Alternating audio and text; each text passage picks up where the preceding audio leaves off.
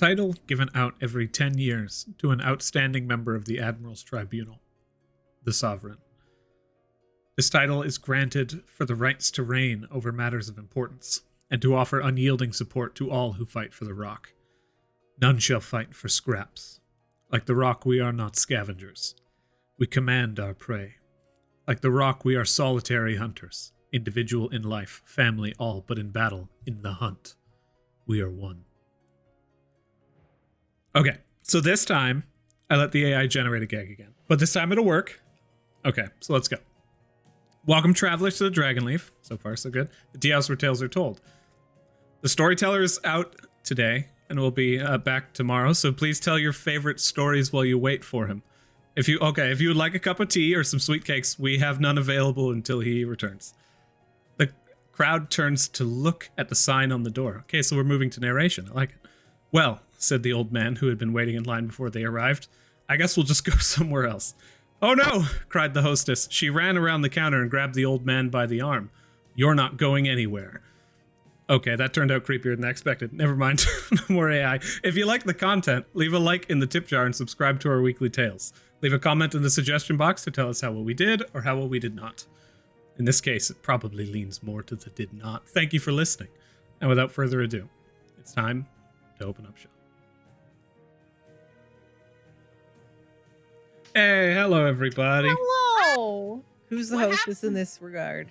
I don't know, Candace? Actually. It just said the hostess, as though I knew who that was in the first place. Is What that his title? happens if I don't like the content?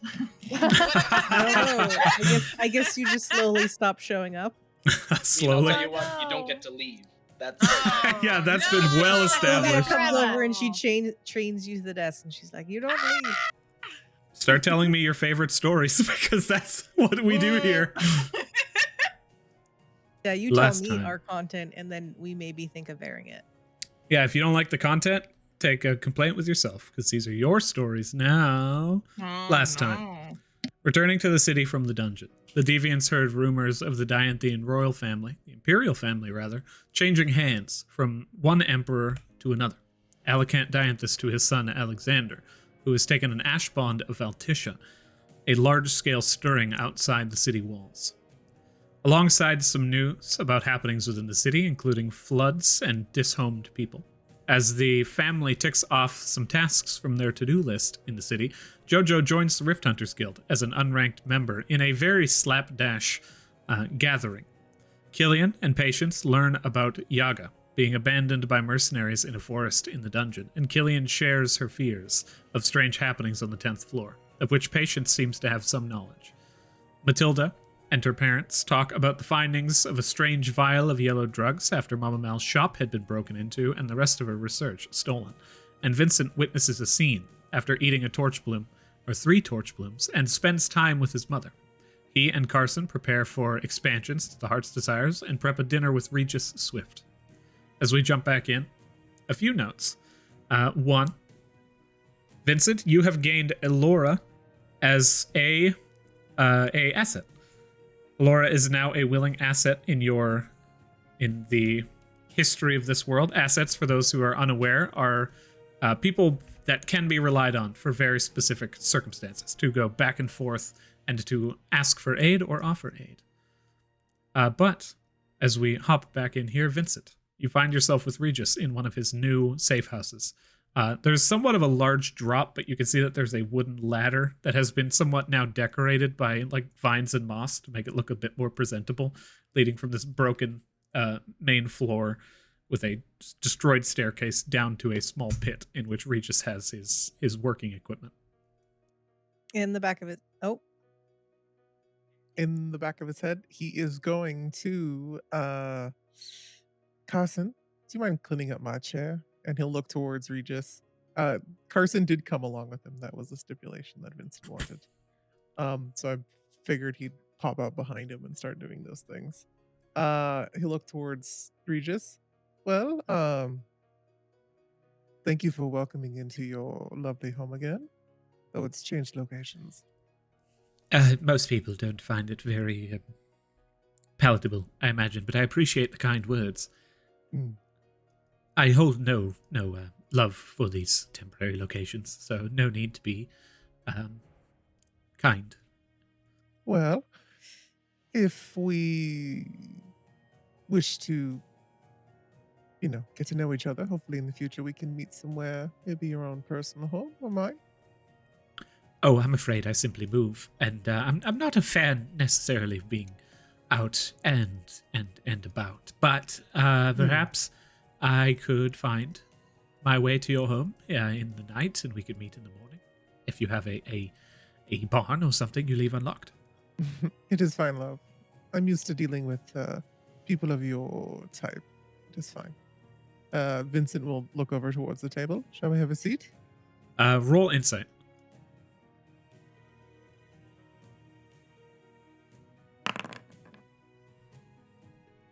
16. When you say, I'm used to dealing with people of your type, he seems very flustered and, scared at that statement. And then after I get you're just harsh Tristan vibes. Is this guy a changeling? Or just more the temperament, like a nervous folk? He's definitely nervous as all hell. With the insight, you can't exactly determine what's going on beneath the surface. But as he's standing there, you can see he is visibly shaken. And as you're let's go sit down, he kind of just of course, and breaks out of his stupor and moves over towards it. He's got very languid movements, but somehow yet still swift and his namesake. But as he reaches the table, he pulls out his own chair and then circles over towards yours, and Carson's already there, pulls the chair out, and he's okay. Returns and sits down. There's no need to feel at ease when I'm here. Treat me as if I were one of your... He'll look over towards equipment. I'm assuming you don't have, too many visitors. Oh, well, business as usual, I suppose. Not anything in specifics, nothing amazing. But I have been hearing rumors of the things that you all have been doing, and it's rather amazing. And congratulations on the business. It's rather impressive from what I hear. Making quite a name for yourself very quickly. Well, why don't we cut to the chase? Is there a specific reason you wanted me to come down here? Other than, just to exchange pleasantries and all. Well, I have some dealings and information that you had asked me to keep an ear to the ground, and I think that the information could be somewhat valuable. I get a distinct feeling, perhaps I can't discern the scent quite yet, as it were, but it seems like your brand. Perhaps you all had something to do with this. And forgive me if I'm overstepping, but a member of the Goldwater estate, not estate, I suppose, the business itself, the secretary of Castile Goldwater has been imprisoned. Is that of interest to you? And he kind of begins to just examine your face as he says this. Vincent, for the most part, just smirks a little bit. He'll give that much away. Unfortunately, dear, I already know about that. It's not really of interest. Understood. Here, one moment. He reaches over and begins to spin this little crank on the side, and this rustic music begins to play, and he lets go of it. Also, how much do I need to pay you to keep everything we speak about here to ourselves? Oh, well, as a general rule, I try to do quite that. Information shared between paying clients is confidential. So perhaps, let's say for this visit, I invited you. I shall keep this hitherto. It is what friends do. Vincent, well, what is he prepared? Is there just wine and stuff at the table, or? There is actually, it's the food that has been set out on the table is better than you would expect for the area around you. There's some roast duck.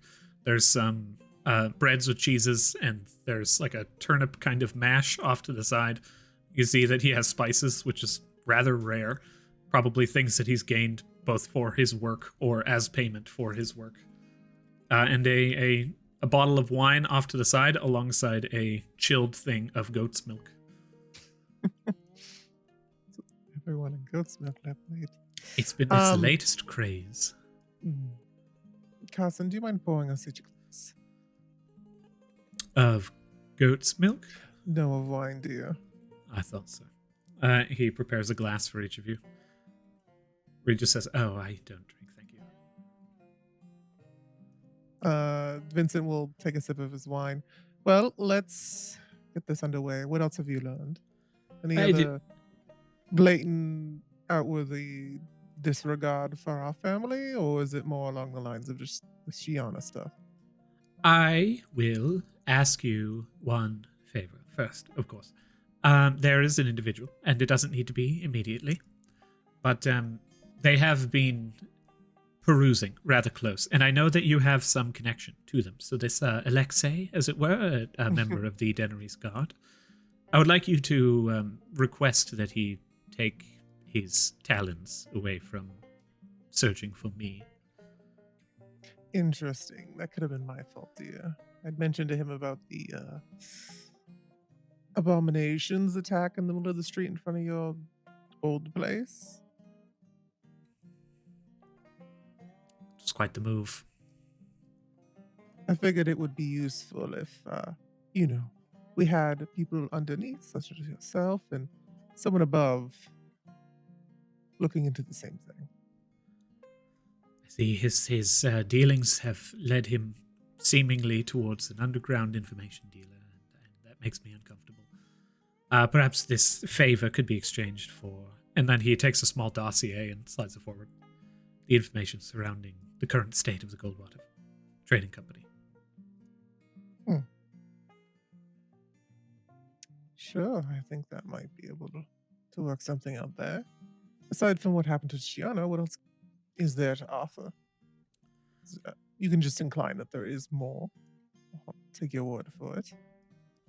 Quite a bit. As far as I can tell, at current, there's a stirring within within Joaquin's entire hierarchy. And he looks towards the music. He says, "Do you mind this? It seems off theme, but I rather like it." I will. It's fine. I'll put up with it. Very well. Thank you. Kindly. I appreciate that. So, as we are... The Goldwater Company has set some interest. There has been, as far as I can tell, something illegal that has occurred, some form of, let's say, underground assassination attempt of a high-rank individual, as it were, of another family. Now, whoever that could be, total mystery. But the situation that transpires around what has been going on is that the Umberly family has been somewhat deterred, it appears. Some of the gods have been conferring within the Crystal Court and the Blind Court about this, and it has been... You know what? I'm sorry. This is completely incorrect. And he takes a massive disc out of this machine next to him, places it down, pulls another one, plops it in, begins to stir it. He's like, perfect. There we go. Excellent. This one always lets me partake in information sharing. There it is. Beautiful. Umberly's family has been all but fractured, it seems, and she is all but being kept in containment. Aside from this, the Goldwater Company has been somewhat indicted in this regard, and has had to restructure some of their funds and some of their boats. One boat in particular, that was a rather large investment, has been earmarked for use elsewhere. I'm still searching into what this could mean. But due to this, the Deep Sashalas family under Joaquin has taken quite a lot on their plate, and things are being unbalanced. I've heard that Emir has been moving. Do you have anything to do with this? Well, does Vincent feel like this is not a part of the deal with Alexei? It'll cost him more to gain his information? This he's kind of definitely not. This is a full-on additional question. I'll need another favor in exchange for this information. I never know what kind of hole digging down these little scraps of information can lead. Sure, a blank check it is. What was the question again, Adrian? He said, basically, do you know anything about Emir? She's been moving throughout the city and in kind of a lot of dealings. She's been calling in a lot of favors recently. How do you know this individual? Emir Dillon. Well, I know her by reputation mostly, and name, of course, but she's a rather prolific member of the underground within, at the very least, the Eastern City. Friends? Enemies? Friend is a difficult word. Enemies, absolutely not. I would certainly hope not. I imagine I would be crushed. I'm not 100% sure why she's doing this per se, but it could have something to do with, her own personal business, I guess.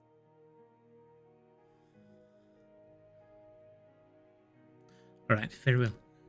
Why don't we set up another little dinner date with her here? Maybe then I could be a bit more open. Wouldn't want to step on anyone's toes, you see. I see. A rather connected indeed. Certainly. I would relish the opportunity. In regards to the Goldwaters, though, aside from the ship, is there any other things that they are moving around within the... Oh, large layoffs, especially within, for the most part, the fingers of the company, the actual Goldwater trading businesses, the storefronts have been untouched, but the management has been shuffling about. Many people have been let go, and very few have been hired. They're strained. There's quite a bit going on within their ranks, and it seems like the owner of the company, Castile, has been out and about quite a bit recently. Probably, no doubt, trying to fix up all of this muck that has been brought about. Let's just say, let me know how much it's going to cost, but I guess I could call in that favor now. I want you to look into them a bit more. Let me know any more illegal dealings. And if you can get access to proof, I can definitely provide you with compensation.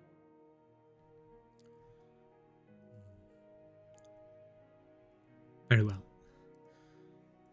I can't quote a price quite yet, and I didn't want this to necessarily be all business. Business obviously is a good time to bring up at dinner, but I was told that I'm unapproachable recently, so I thought maybe dinner would be nice. Gain some friends. It's always good to gain allies, especially if you're in this line of business. Was that a question? I would say that I am, if that was a question. It's more of a statement, dear. I see. You paused, so I didn't know if you were asking me, and I thought to myself, well, of course I am. Though, you seem like an individual that I could like. If this continues, and this exchange of information stays true, and you prove not just useful, dear, but trustworthy, can't see a reason why I couldn't, shift this into a realm of friendship or so in the future. I like to be close with all my clientele.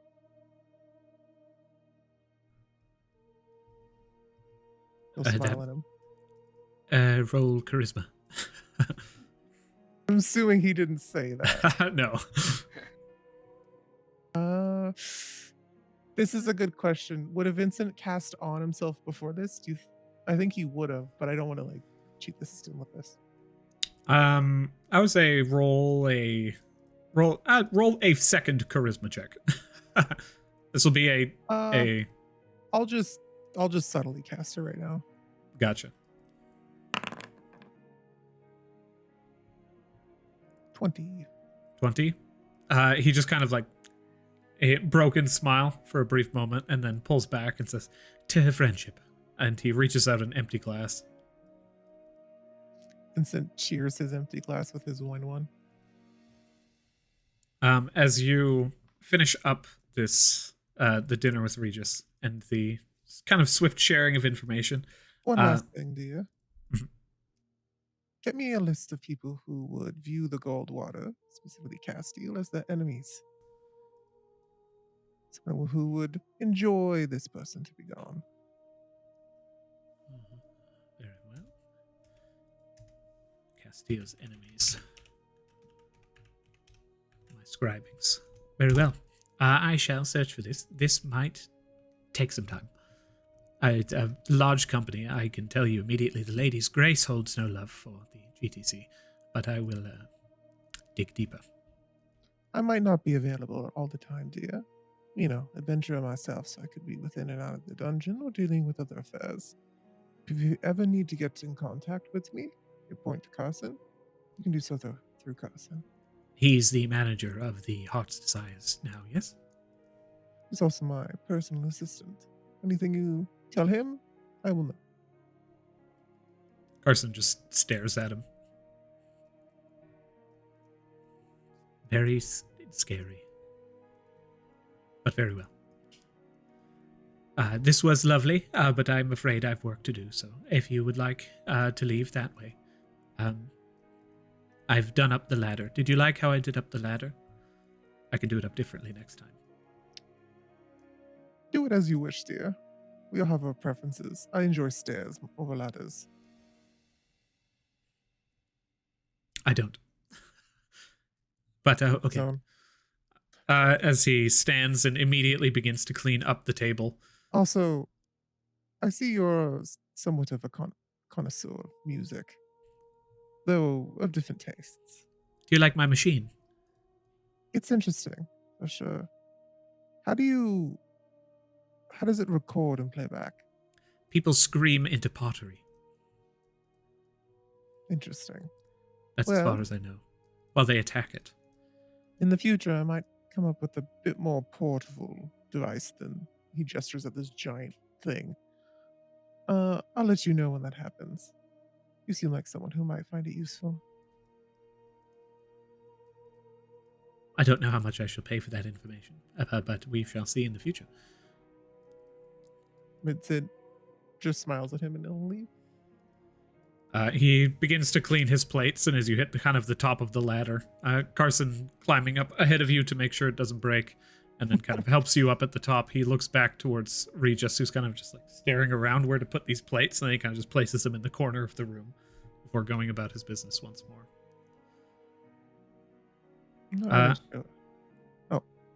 Continue. Oh, you were going to say something?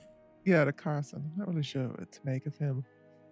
He's useful and he can get information, but that's about his limit, I think. Carson says, there definitely is more beneath the surface. Then he smirks. The two of you make your way out, and we cycle back. The rest of the party at the moment, what are you doing? Within the course of these few days, was there anything that you wanted to do? I think Vincent had one more thing that he wanted to accomplish here. I think Jojo goes and visits like the Lavender Cafe and checks in on her mom. Actually, she wanted to go talk to Elmira.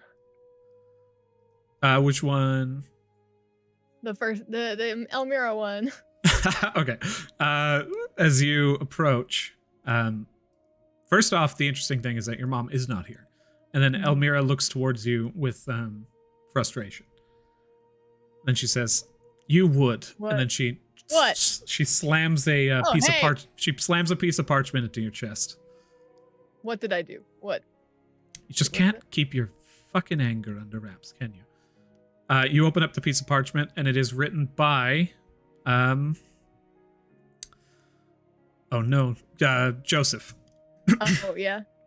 It is handled by Joseph. It is written on kind of fine parchment with almost gold leaf across it from the desk of Joseph, the leader of the Enchanters College. Oh, this fucking guy. What is this? You open it up, and it says, "You will find enclosed a pair of sending stones. I thought these might come valuable to you, as I'm afraid that I must cut our dealings short.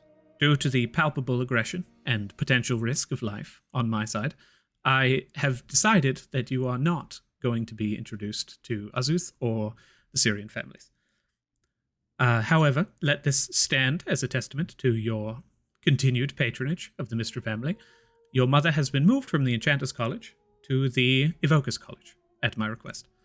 Thank you kindly for your interest in Mistra and your offers to her benefit. What? Farewell. I didn't even fucking do anything. This guy was an asshole and he's taking it on Mom for it? What the fuck? You're gonna kill the guy?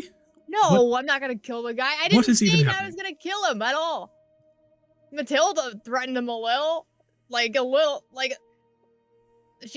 way she talks is a little threatening, but like, I didn't say shit. Mom's moving her stuff. It's such bullshit. Is she there right now? She like leans back and throws her apron off down on the counter. Yeah.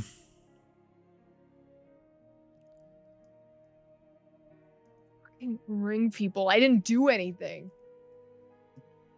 I don't know. I'm not part of this. All I know is this kind of sucks. Do you hear anything from? Like, you're still a teacher's assistant for Professor Valmir, right? Yes. Didn't hear anything from her. She's in the ring too. Not at current. They're not exactly in the same circles. But, I mean, there have been some stirrings and rumors. It's, you know, there was that whole burning down of the wing thing, and now there's Which I didn't this. do. Listen, I'm not stupid. I know. I give you shit, and this is really annoying, and I hate all of it. But I have eyes, and I have ears. But it doesn't matter what you did or didn't do. What matters is what they think you did. They don't listen. They already think they know what happened. She places her hand on Take your one shoulders. Look at me. She said, you know what Mom said? It doesn't matter. None of it matters. And whatever they see of you, show them something different. They don't treat her right there. It's her choice. She has more choices. I'm gonna give her one. This feels sort of stupid now, but I brought you something. And I take the box out of my bag. I don't know what it says. It's in Elvish. But apparently it's a poem from the dungeon is written on it. Oh, whoa. Yeah. Okay. Here, give it to me. Yeah, she hands it over.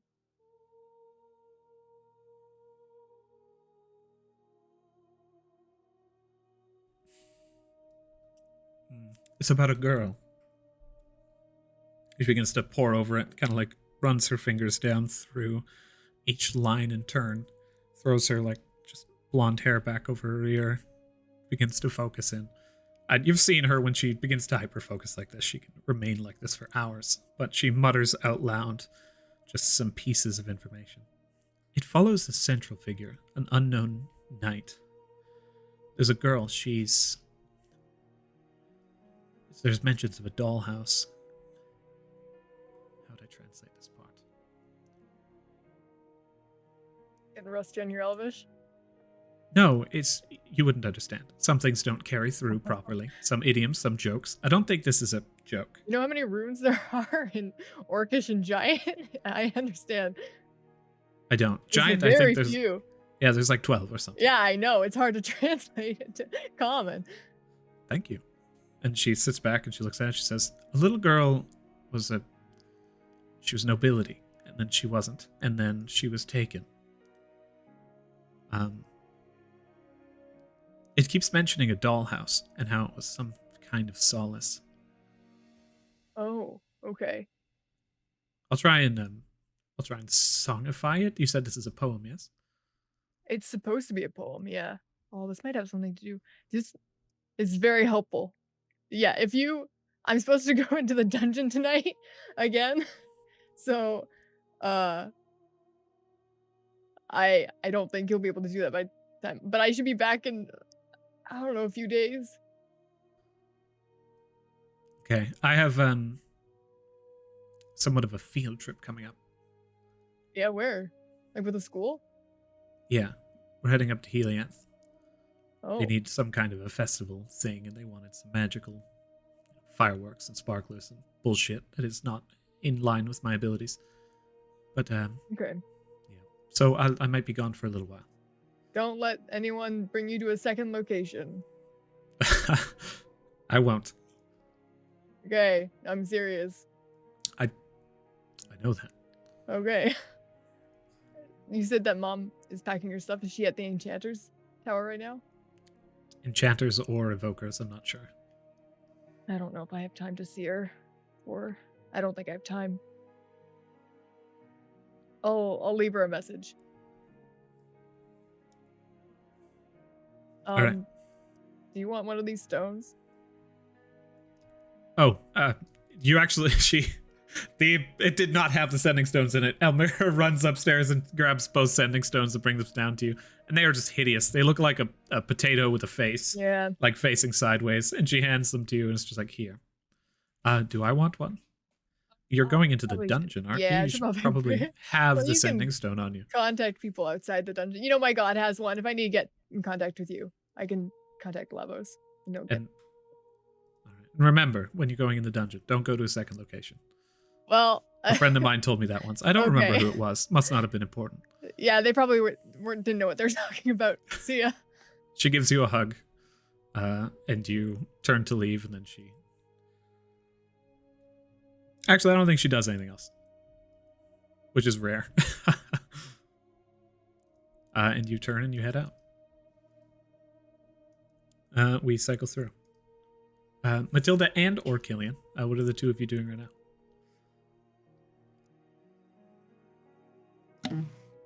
I would have spent a decent amount of time in my dungeon closet putting up all my new notes, but I really would have spent a decent amount of time in there. You do And- notice 3 extra drawings and a notepad there where your torch boom was.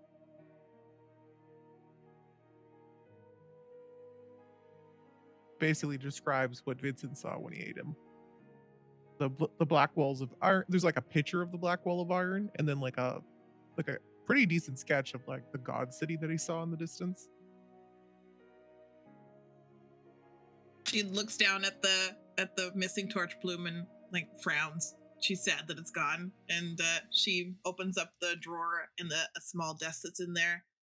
Actually, it's kind of like a filing cabinet drawer, and there's like just like notes, and there's like the vial, and also like what's her nuts's like names, notes in there, and then she like puts all the research into the drawer and like shuts it for now, and then she takes out her book and it's just like lays everything out of all the information that she got from the recent dungeon dive and starts to piece together the story even further and tries to see if she can make any connections or prove any theories that she's had. Okay. Any one particular theory of interest? Matilda's really trying to figure out like what happened with like the knights, because Vincent mentioned the knights were saying something, and this whole entire thing about like Astrid's like betrayal. I don't know if we have enough information to know what it is, but she's just trying to figure like where the next thread should go. We want to go to the house, like the mansion, I think is what we talked about on the 3rd floor. So she's trying to figure out if that's the correct hunch. Go ahead and roll investigation, and pop up first. Roll a d100 as you pop open your book of Mama Mal and Pom Pom's previous cavalcades throughout the dungeon. A 74. Go ahead and roll that investigation with advantage. Woo! Oh, I want to guide myself. Wah! You may. That's a 26 investigation. Yee. That is Math meme. yeah. I was gonna say Shakespearean. That is not it. Yeah, sure. That is Shakespearean levels of investigation. As you are pining over the notes and looking, some of them form themselves as well into your to your interest. As you see that there's like a cipher in this that almost only accepts like information from the dungeon. But as you surround yourself in this small room, just filled with the essence of the dungeon and various different things that you've taken from it, including like the vial of dirt and the like odd oobleck water, you find the words seem to shift and provide you with a bit of information. And what a is bunch written of here? Sand. And I have like a bunch of colorless dirt just in like a pot. That's actually what the torch bloom was in. So Yeah. I leave my pot of dirt out there though. It's a jar of dirt. Thank you. Yes. As you pine over the information, you receive several notes that Mama Mal and Pom Pom had read previously. They are, as far as you can tell, translations of several different signs that had been found on the direction from where you were until the Wayside Inn. And on the Wayside Inn sign, it says north, Kingsbane Woods, and Nth. You can see road markers traveling vast distances to the north and south, Lodom Castle City, and the Great Bridge of Gadon. From those, into the Wayside Inn, and your travel further north to this village, which has been outlined in Mama Mel and Pom Pom's notes as the village of Sohm, S-O-H-M. I'll put that in chat. It seems to be a border city between Lodom and Ents in an area that had been called the Disputed Zone. From this, as you continue to investigate, this individual, Astrid, definitely seems to play a part in this story. A part that's somewhat large, but judging by how small Sohm is, you don't determine that she would be like this central figure in preventing war. In fact, from your determination, it seems like war broke out, and for whatever reason you do not know, you do not have enough information. But Astrid definitely seemed to be valuable. Those soldiers, just foot soldiers, knew her name. And judging by their connection to whoever this him was that they had mentioned, perhaps a superior, someone relatively high-ranking in the Enthian armies. From your investigation of the information that you have at current, that is what you're able to glean from what you have here. So it seems like she might have been promised to someone in the army instead of like royalty kind of deal. Or at least known in the army. Previously, you had also discovered the humble nature of the ash gate at which Astrid was to hold a wedding. Did not tie into the nobility and the hoity-toity kind of nature of the toad that was with them. So it seems as though a sordid affair or some kind of just true love in this, just the sheer amount of care that Astrid had placed in her wedding arch was what kept her from her assigned marriage to the nobility of the southern kingdom of Lodom. Okay. Was that 26? You kind of piece together all of the information that you have in front of you. And you also take note that the signage and a lot of the various different scrawlings and writings among the dungeon that you guys have not yet been able to decipher probably hold quite a lot of information. And as you continue to pine over this in your the hidden little alcove of dungeon knowledge, you continue to draw more red strings across the wall, and we cycle through. Killian, what are you doing at the moment? So I think Killian doesn't actually have much to do in this scenario. She is going to go to the bank, and can people take money out of the bank if she gives like her number, or does she have to be there to transfer the gold? Like, could she pay for something via her bank? Yeah, you can. You basically have banknotes and a wax seal that you write the number on, seal with your personal seal, and then you can hand it over, or you can head to the bank, sit down with people, and take the gold out straight. Okay. Then I think what she probably does is goes to the bank to deposit most of her gold, not all of it because going into the dungeon. But at the very least, the like 20 platinum, and then is just gonna get prepped. Does she think that she needs to wait for us to go to the dungeon to put out the call to arms or the call to aid? That does need to be done in the interface office. Okay.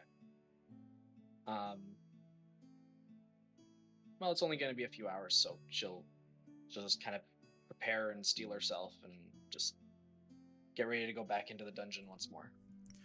As you do head to the bank, you take note that the earnings from your shop that has kind of been inset in the dennery, that as far as you are aware has had no keepers, has been regularly deposited. You can add another, that is 12 gold pieces to your character sheet, and it has been faithfully deposited for the last, like, since you've been missing, basically. Or since you've gone into the dungeon, rather. I asked them, do you know who deposited this money? They like request your seal once more, and you go through like a 25-minute process of various different questions, and then eventually they pull open their ledger book and they say, one Lucine Frogfoot. Okay. Thank you. You are most welcome. Please continue to be a patron, Don Father Bank of Trust, etc., etc. They go back to their book. Yeah, I'll head back. Do I recognize that name at all? Not even slightly. Not even slightly. Okay. Burner account. Right. I think before I go back in the dungeon, I'll go check on my smithy, just to see if it's still in one piece, if there's people in it working for some reason. Just I haven't really checked it out since we came back from the dungeon, so I'll just go and take a peek. First thing, as you arrive in the like thin alleyway leading in, you can see that there's some potted plants that have been placed out, and like some ivy that's growing up the walls. But not only that, toward the end, you just see like a very ramshackle automaton almost. That's just a clockwork kind of pair of cymbal legs that is just moving, and you can hear it. And it's just passing down from plant to plant. It just opens this it's almost made of musical parts, and it opens like two cymbals at the top, reaches forward, scoops some dirt out of one plant, just walks to the next and deposits it, and has just been doing that. As you pass it by, it just shows absolutely no motion, and eventually the clockwork on the interior just tick, tick, tick, tick, and it just stops moving. Look around. Are there other people around? People coming and going always, but no one in the like. What is that? Am I the only one? I just look around at people's reactions to this thing. Yeah, people aren't paying any attention. Like moving through, you're basically in a thin alleyway that leads to your shop. It's like 30, 40 feet before the shop itself, between two larger buildings. And people on the outside of the street are coming and going. Nobody even really looks down this way unless they know about the shop. I'll let it. Actually, I'll hop off Bladebeak, and I'll say, just keep an eye on it, and I'll just I'll walk to my shop. It's like frozen there. It's just like run out of clockwork. And then as Bladebeak's just like zooms in, eyes red, like iris is open, it's just inches from this little thing, and you enter into the shop. You find a note posted on your shop front that says, "Be back. Thanks for coming." What was the first part? Be back. Thanks for coming. No timeline, no description. Handwritten note, kind of just right on the front window. Okay. I'll leave it there, and then I'll go inside. As you enter in, the shop has been meticulously cared for, save for there is a few kind of just contraptions that have been placed around the shop that almost seem to be half finished, some of which are literally like, as you approach and you take a look at it with your proficiencies, you can tell that it's like a coin slot that just almost Rube Goldberg makes its way down into a small box at the base, and various different like quality of life things. You see a very high stool that leads into just behind the counter itself. You can see a lot of like the goods that you have made and some that you don't even recognize, like little trinkets and some metalwork and just like a box of nails over in the corner that are just out for display. Hello? No response. Okay. I will leave my own note. I'll put it kind of like behind the counter. And you can cut back to me at a later date as I do more writing out of a note. But I'll leave that note. I'm not going to mess with anything else. I mean, if someone's able to make some money while I'm gone in the dungeon, I feel like that's probably fine. But I'd like to know who they are at least. So I'll write out a note, and that's probably all I'm going to be getting up to before I head out. Alrighty. As everybody comes back together, where do you meet? What do you do? Vincent still has to speak to Tristan that morning, and then he'll meet everyone at the family home in the afternoon for that scene that we already had. Perfect. We will transition to that for now. You approach Tristan's shop. Nope. He's supposed No? to meet me at the Heart's Desires. I asked Carson to go pick him up, and that's when he inquired that he would bring him in the carriage and put him around the back door. Well, they are down the street, so the carriage is actually kind of fun. But as you approach the Heart's Desires, you see the kind of like the beginning of the alterations that you had placed down, and some workers are already beginning to build. You can see around the side, there's like a space that's being cleared out for some parking or something along the lines. And as you begin to examine the area, you make your way through the back entrance and through into where? Is this Tristan or me? Because Vincent would already be there. He'd probably have come over from the Black Sheep and would probably just be in his office. Okay, so you enter into your office and you begin to wait. It's probably close to 20 minutes before you hear a light rap on the door. Come in. Like black shawl over the face, walking in, passes by, turning around behind. You can see some workers that are just kind of looking over towards him, and he's like, yes, thank you. Closes the door, and then turns towards you, and is like, oh, this was exhausting. He takes the shawl off, moves over towards and sits down at the desk, and it's just like, Vincent will have like a coffee out or something he knows Thank Tristan would like. he takes a big sip. Good. Dear, you should. I know you hate it, but you really need to get used to being out a little bit more. I survived this one. That's good. I mean, it could be much worse, but maybe I should speak more curtly. I don't know how safe we are here. Whatever you wish. Taking on his mannerisms and like just refiltering because he was seeing Regis last night. How similar are they? They have the same kind of like nervous nature, but Regis moves and acts with almost like this just squirreliness. As he moves about, it's just like it's not typical.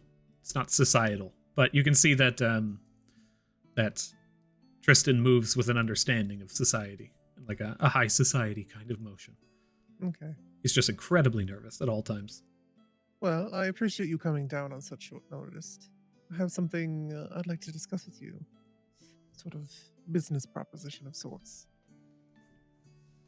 Oh, this isn't like the last one, taking a assistant, was it? God, the concept of having someone around me all the time.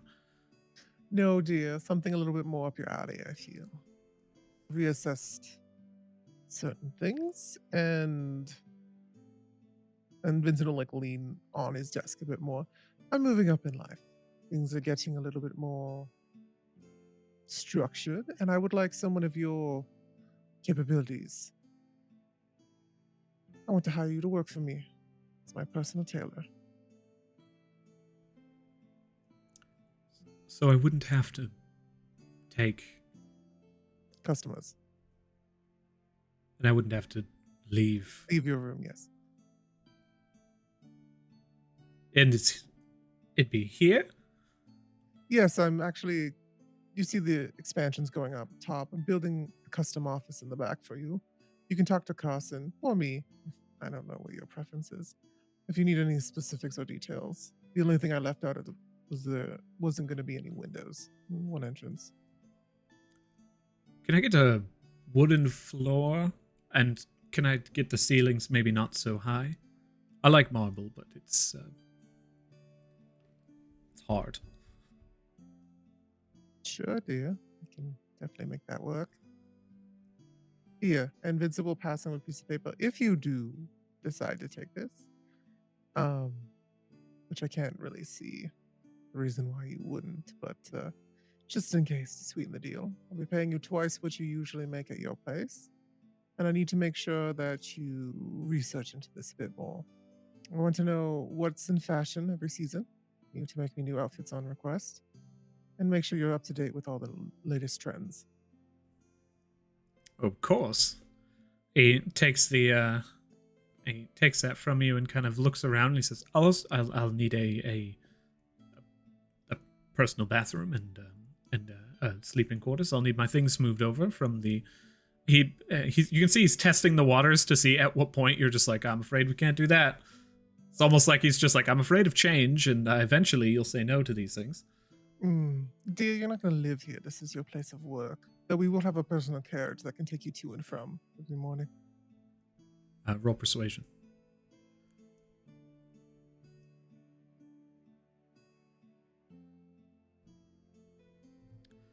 Hmm.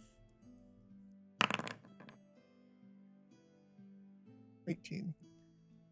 I have to join your family? No, dear. This is for me. There's nothing to do about gods or bonds or anything. Simply just offering you a contract for work. So of course, you want to. I'm not going to deny that, but I thought you were already bound. I am. Vincent, thank you. I'll take it. Of course I will. Well, I like your work, dear, and your style. I'll make sure to keep you clothed in the best.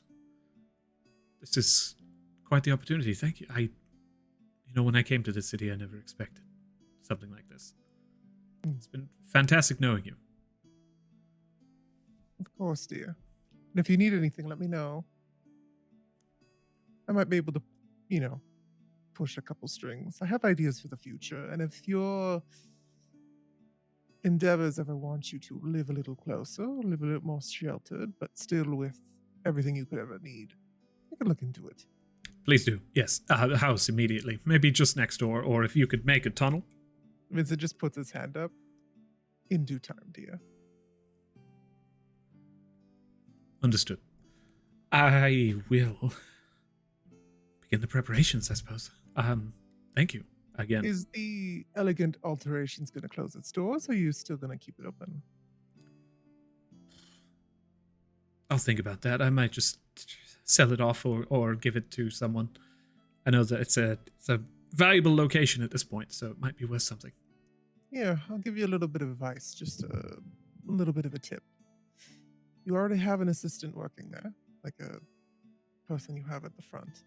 Keep them there. Give them a little bit more managerial duties, and take the income from it. Pay them a little more. You'll still have something on the side.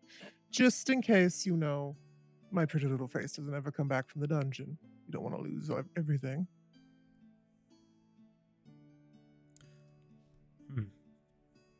In this instance, I might actually abandon this personality and take up a new one then. Whole new me. But I'll start the process. Keep in mind the establishments you'll be walking around. kind of like the elf. Draw so much attention. He stands up Yes. and makes his way towards the door. You could deal with something a little bit less, an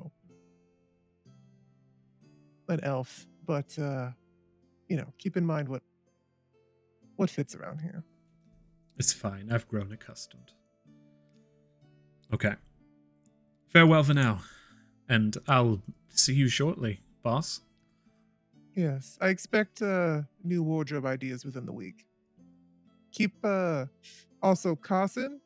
He'll be a go-to when I'm not around, and trust me, treat him as if you were me. I know you don't like new people and you're scared of change, but I don't think you're gonna be able to keep your secrets around him. He knows too much. Carson smiles. And in that minorly ominous statement toward the end, Tristan leaves. Vincent starts to head down to the Heart's Desires. Could I have picked up like potions or anything along the way, or gotten Carson to go shopping for me? We can say that you guys can do that kind of stuff together at the interface office. But now you all join together. Can I do one quick thing with Killian quickly? Oh, yeah. As you two are still at the house, Yeah. or gathered wherever.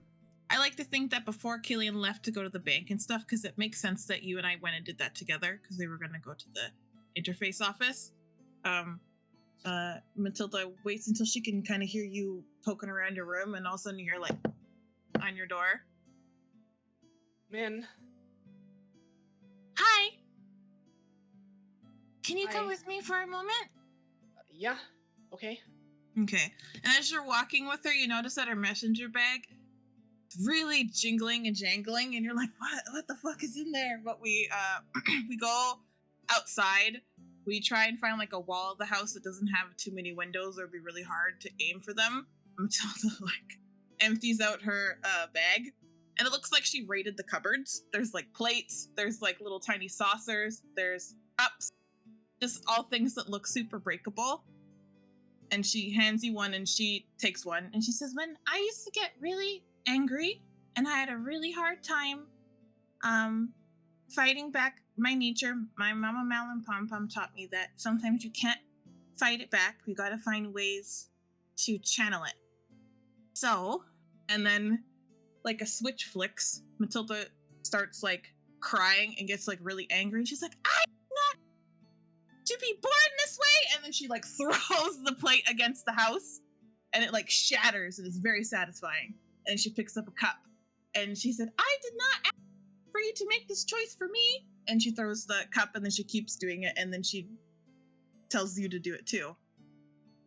And then we get a chance to get our anger out. Okay. And like half-heartedly, Killian just like tosses a plate like a frisbee, and it kind of like bounces off the wall of the house and like probably shatters a little bit when it lands on the ground. Matilda's voice is like a little bit scary and deep, is like, no, harder. And she like picks up the plate and just like fucking whips it. And she's like a tiny, like weak person. So the fact that she's able to do that is like crazy. And she like goes, picks up the thing and gives it to you again. And says, try again. Okay. I guess Killian is gonna like kind of calm herself. And then like her brow is just gonna like furrow as she like tries to get mad. And she's just gonna take like a cup and just hurl it at the wall. Does it break? I probably. Yay! Good. It's Well, not. Now what? Aren't we gonna have to clean this all up?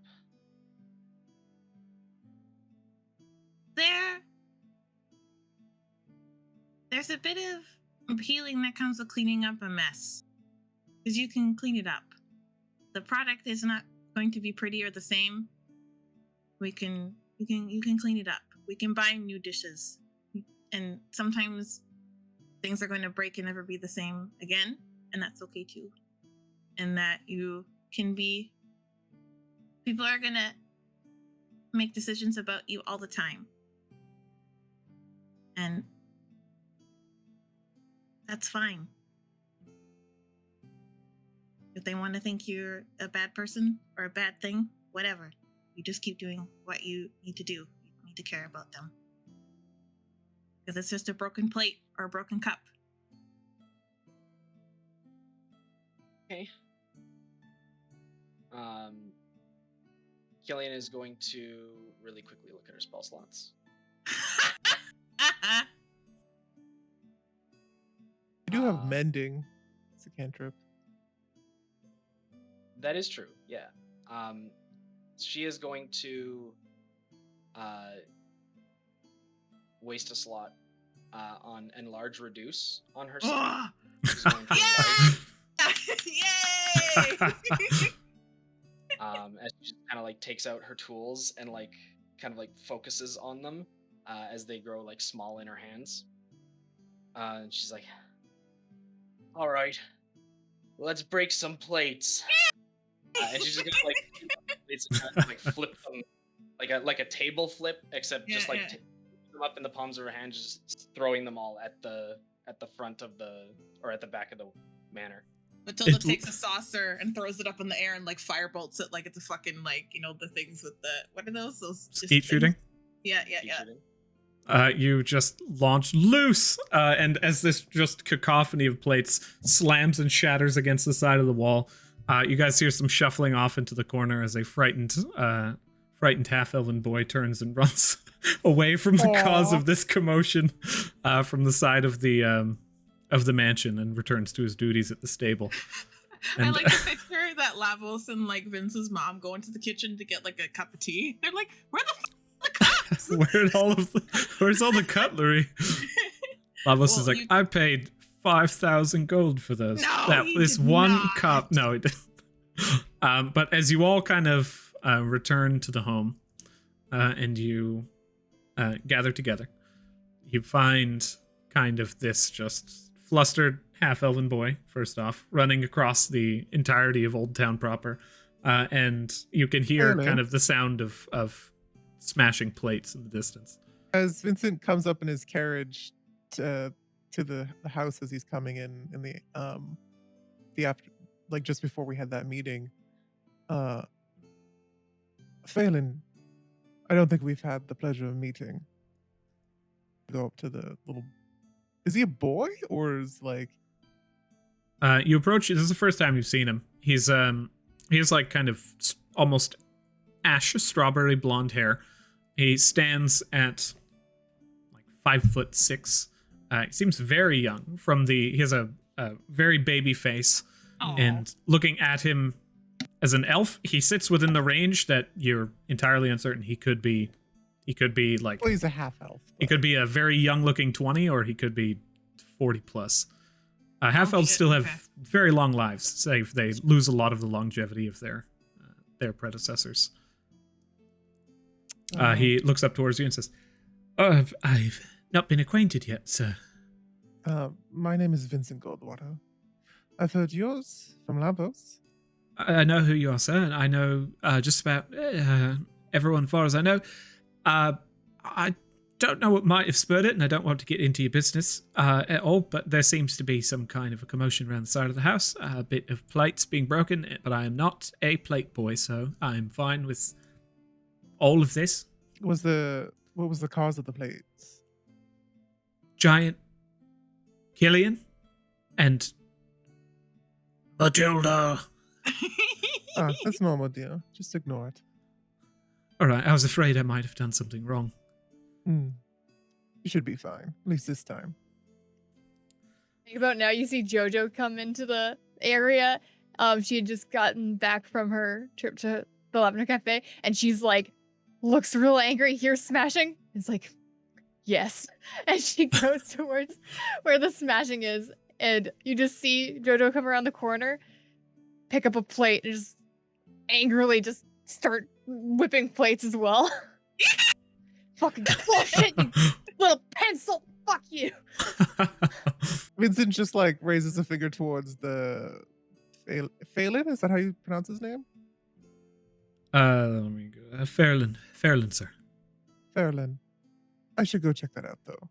Don't necessarily want it to escalate to, a wall being knocked down. Just inconveniences and all. It was a pleasure meeting you, and we'll catch up later. Aye, sir. Sounds fantastic. He gives a long bow, just propriety. Vincent heads off towards the house. What's the commotion here?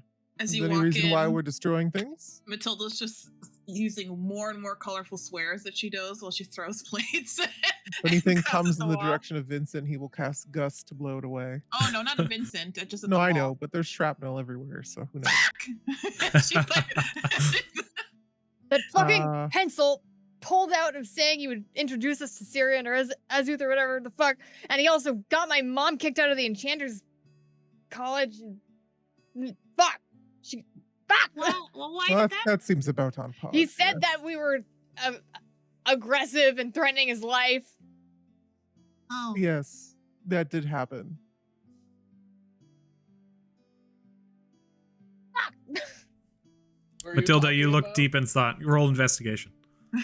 Joseph. Matilda's like, "Can I do that?" Oh, you might have not been there. We were at No, Matilda was there. no, Killian. Was Damon here for that session? I don't. Yeah, I don't. There think was so. he is a somewhat high-ranking member of Mistress family, and when you guys returned from Mistress mission, he was the one who was there to offer you guys aid, or just your rewards rather. And he was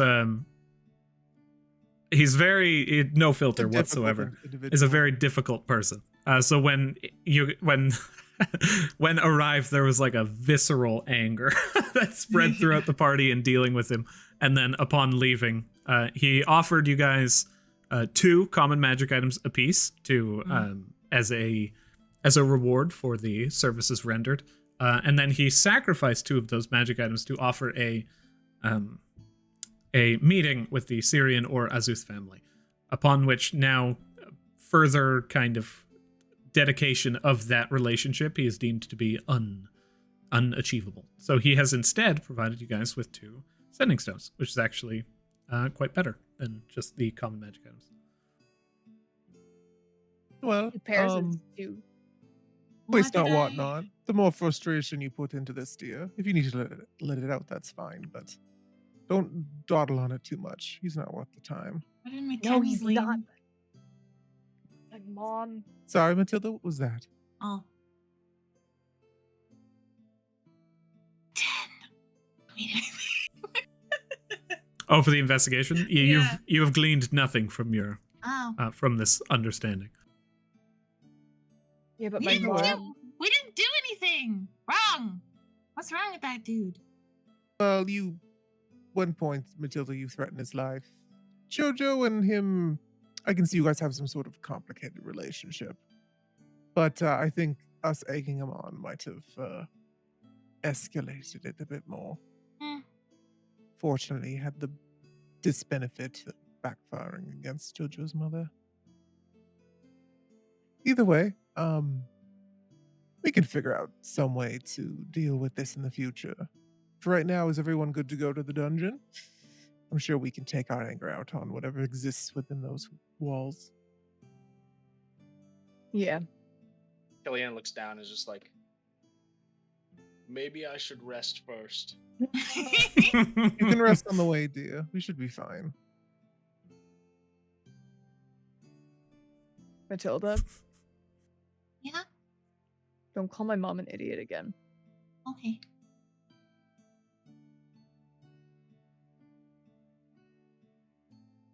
And then Vincent. Jojo walks into the mansion to get ready to go.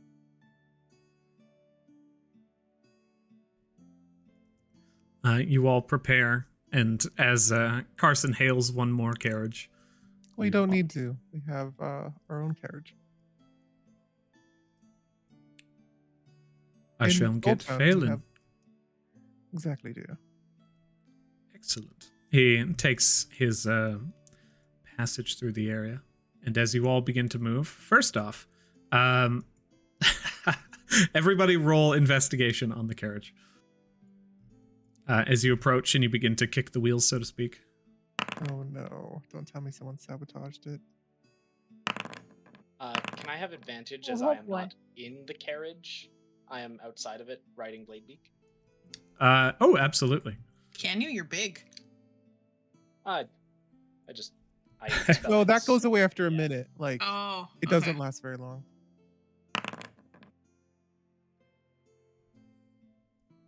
Jojo, you take note that the exterior of the carriage, like it's actually quite a familiar looking design.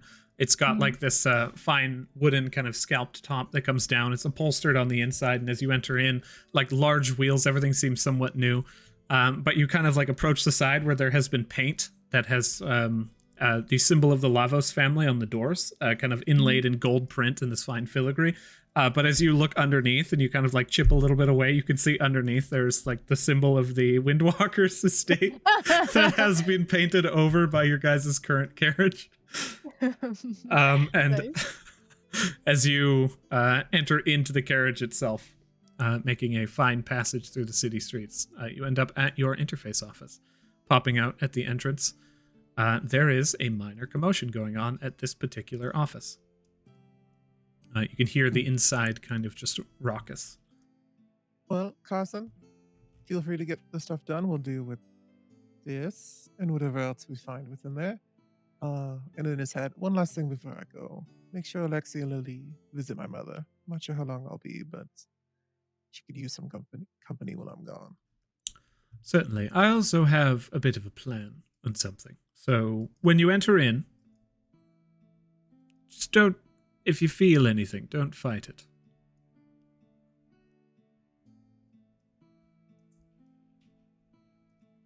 He turns. He gets in the carriage, and as he kind of just takes his place as the driver at the front, taking over for Fairlin, who looks back towards him, and he's like, let me show you a few things. He sits next to him. He's like, come on, lad. Hits the reins and takes off. You find yourselves at the entrance to the... Jojo's gonna go wander over to the commotion. You enter in at the entrance to the dungeon. You can see that things are hectic. People are moving like mad. You can hear... Go ahead and roll perception for me.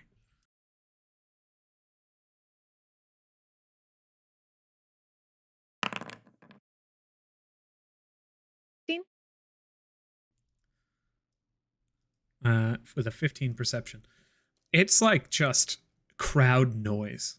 As you are trying to listen into any particular thing, you just hear words, pieces of various different conversations bounding in different directions. And it's really hard to make heads or tails of anything, but you can hear like fucking danger,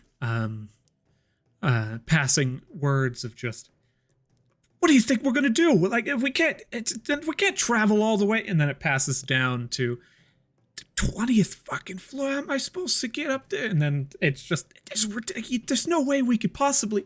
And everyone around has been yelling at the keepers at the front, who are like, everyone calm down, please calm down. Vincent, if he sees Sylvia, he'll mentally connect with her. As she's standing on top of the front desk to kind of be able to just reach above head height, and is actually actively looking around. And you connect in. What is Vincent. going on? Oh, Give us a quick TLDR. Vincent, head to the side room. Actually, fuck, I think they're in use. Meet me in the ladies' bathroom. I can lock that one. And she grabs a key off of the side and runs over into the interface, like back Vincent area. turns to the rest of the party.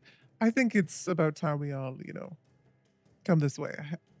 We have someone to meet. Okay. And he'll lead you all to the ladies' bathroom and let you all walk in first because you're all ladies. Matilda, you take note as you are moving through with your keen mind that your note is missing. And where your note was, there is a folded note on black paper. Go grab that on my way. You scoop it up, and the lot of you make your way into the women's bathroom, where there are several people kind of just currently sitting in the back, just leaning against the side of the wall and chatting, and Sylvia's like, out with it, you fucking louts, I got things to do. As these two adventurers look towards her and are like, oh, hi, Sylvia. He's like, oh, hello. Oh, Janice, out, please. The two of them turn and make their way out, and she just locks the door from the inside. As Uh, Vincent strolls past them, he'll give them a wink and then, yeah. They look towards you and kind of just roll charisma with disadvantage, I would say. They're gonna be like, "What is happening in here?" And do we What wanna is be going part of on? Do we want to leave? it? Ooh. They look at Still a you and 7. they immediately misread the situation. And as soon as you enter in, just this like incredibly attractive tiefling gold, you give them a wink and they're just like, oh. And then as they exit, the door closes and locks, and you can hear on the outside of the door, oh, as they begin to head out. Frankly, Vincent assumed people would think that anyway, so it's not that we're all a bad fucking? thing. Funny, yeah. I don't know. Oh, that's Maybe. funny. Everyone in his guild seems to be female, so. For his family. All them You- deviants. Oh, yeah. Living up to their names. Now, as you enter into the bathroom. Ooh, Age, where did Shiana go and is she here? Because if we're going back in the dungeon, we definitely bring her. Shiana? So Selene. Or, Oh. sorry, Selene. I keep getting those S names confused. Selene. Selene was in the family home. If you guys wanted to grab her, she was pretty much she's She'd pretty be well here. free. Yeah. Yeah. She's here with you at current. And she's added into the melting pot. As you all arrive in the women's bathroom and look on, Sylvia starts splashing water on her face and just, all right, something's happened. Bit of a breakthrough. Yeah. Seems like something on the 20th floor is happening. It's quite high up there. It's rather difficult, but it's been driving people up the wall.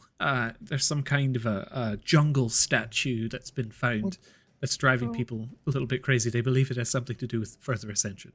I see. I was like, who cares about the 20th? But if it's to get through the 26th floor, 27th. then. Pardon? They've made it to the 26th. We're trying to get to the 27th, right? Yeah. It's been hectic. It's been wild around here. And with news of the Dianthan royal family adding in the emperor of the known world to the mix, it's been hectic. I took an ash bond. He apparently it's an ash bond of Altisha. So I guess Wait, what? she's real. Is she in the city? I don't know. That's the thing. I don't know where she could have been or came from or why she would have been hiding. If Altisha exists, then human creationism theory is proven true. The fucking blooming blades are gonna go insane. Something's gonna happen within the city, and I'm worried about it. Makes sense, though. But for now, what are you doing here? Would you like to go into the dungeon? Would you like to buy something? And she immediately switches 180 degrees. Yes, dear. We'd like to get our normal abode prepped up and ready to go. All right. How many trick ropes would you like this time? How What much did you- were they again? They are 20 gold a piece. I'll get one. I think I used mine last time. I'll get 4 more, dear. All right. I will have those prepared for you. Any potions, any goods, any items that you feel like you might be missing? I have a list. You should post that right on the board out front. Okay. You can tell me, of course. I'm gonna That go depends on the find- list. I'm finding my list. I need some studded leather armor, 3 pairs of glasses, and 3 glasses cases to go there. We met some really scary bugs, and I was worried I was gonna not have any glasses. I need spare clothes, a set of warm clothes, one's for hot weather, wet weather, bathing suit, regular boots, because I'm wearing these dumb things, and I show my stupid shoes. Some wellies or some like rain boots, sandals, extra gloves like these, and health potions. Other than the health potions, I can get you probably the lot of that. I've actually found there is a recent leathersmith and kind of smith's apprentice who's been trying to sell his goods around the interface office for a discount. If you're interested in that, I could take some of those. It's a bit cheaper. I could probably get you the lot of everything save for the potions for 35 gold pieces. Cool. I'm also up for things that are in the lost and found or things that have been abandoned. I'm not picky. They just need to be serviceable. All right, I will gather that for you. We have some basic clothing. I don't think we'll have sandals. It's not quite dungeon attire, but aside from that, we should be able to provide everything. And for potions, what are you all looking for? Do you have a greater? You are second rank now. You have access to a few greater healing potions per expedition, of course. We have 1 available for the party, and you can have up to 8 common healing potions. Hey, Parker, darling. What kind of potion would you want? I'll take the greater. How much is that? Fire. Oh, the greater healing potion. Let me go ahead and type that in here. You're looking at 124 gold. Okay. Your family discount has been growing. The Lavos family has been taking quite a bit of, well, let's say happiness about the city, about you.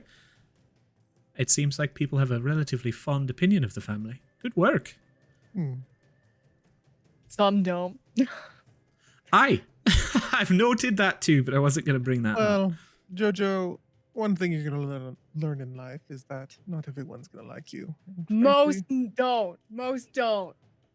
Is what I I do. the ones learned. that do are the ones that matter. Thank Like you. me. What? Yes, Sylvia being one of them.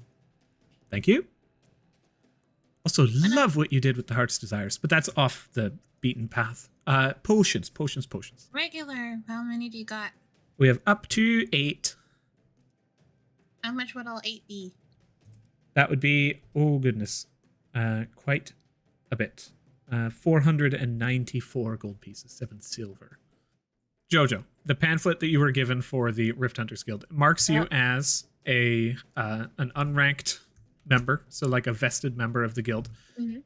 Basically, you have access to modest housing, but you have to pay for your own gear and upkeep. So if you like, you can live there.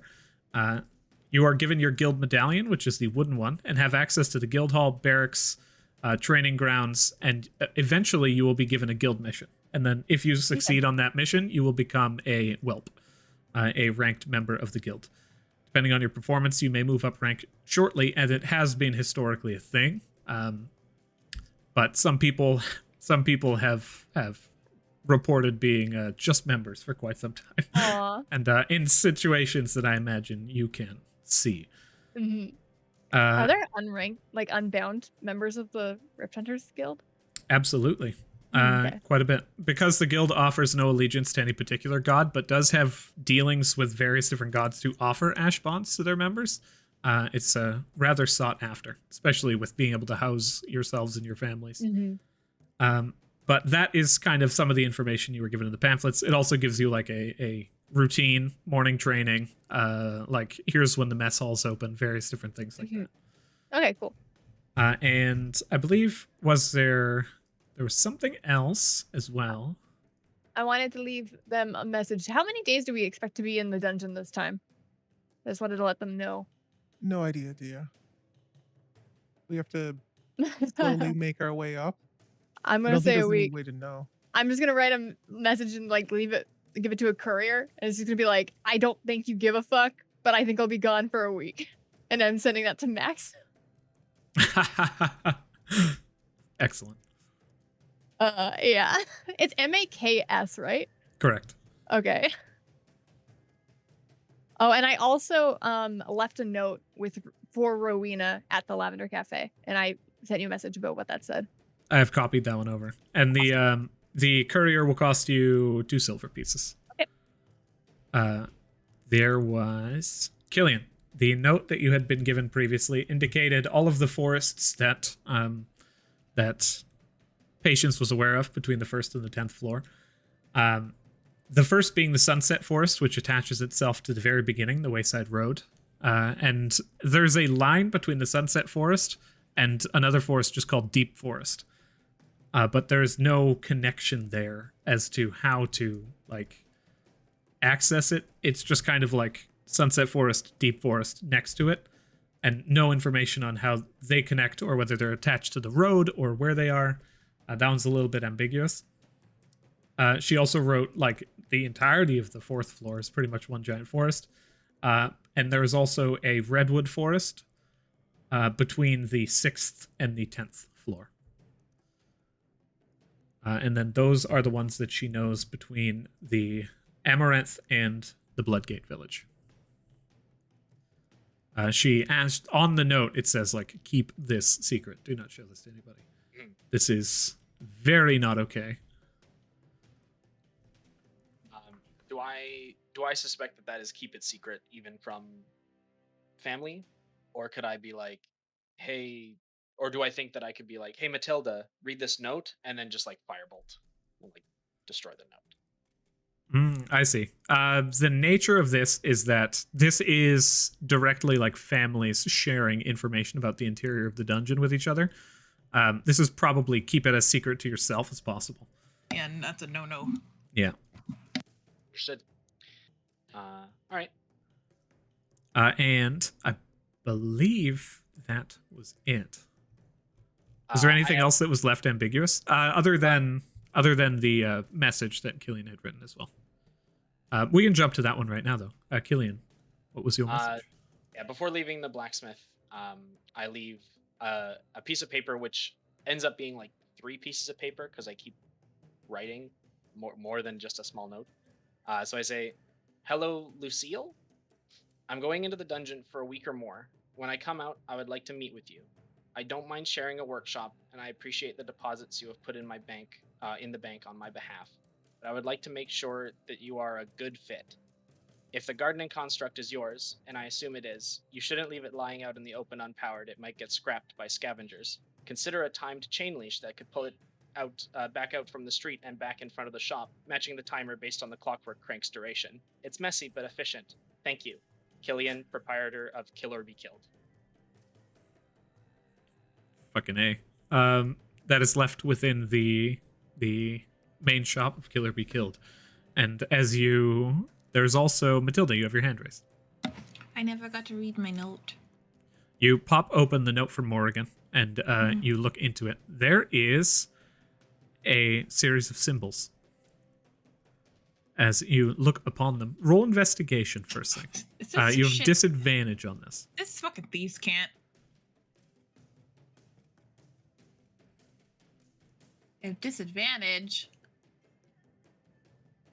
Can I guide myself? Yeah. Okay.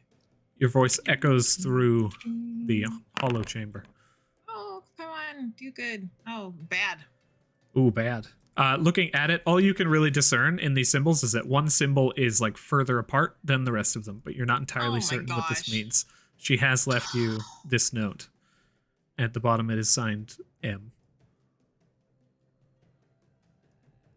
You do know that there's a person in our party that can speak thieves can't, if that is what you suspect it to be. I'm like, someone who knows languages help. Selne's like, that doesn't sound like me. No. Jojo takes a look at it. Is it one of the 3 languages I know? It is not. Looking at it, it Okay. seems like just symbols. Even Selene takes a glance and is like, it's not thieves' cant, some kind of cipher. Oh, gosh. All right. Cypher, you just gotta figure it out. Yeah. It'd just be real simple if they ascending message? I don't know. Selene's like, that costs a lot of money. As you guys all prepare, is your shopping all done and everyone's good to enter in? Mm-hmm. Alrighty. As you all move towards the interface's entrance.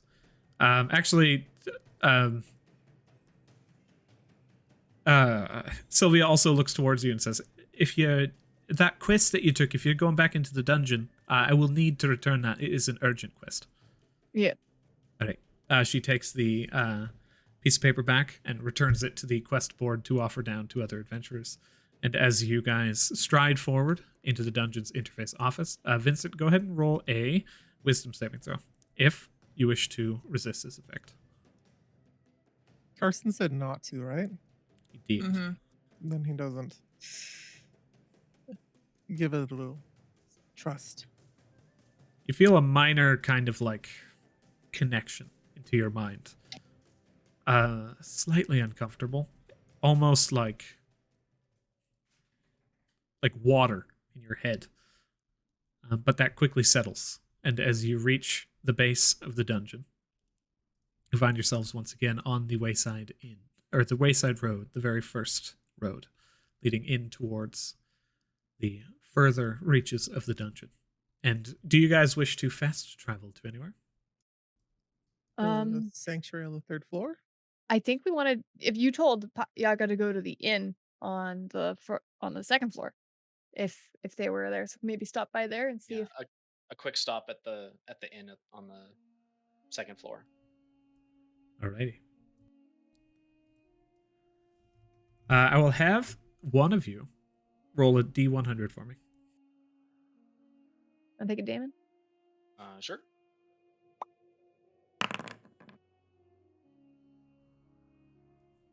$41. Okay.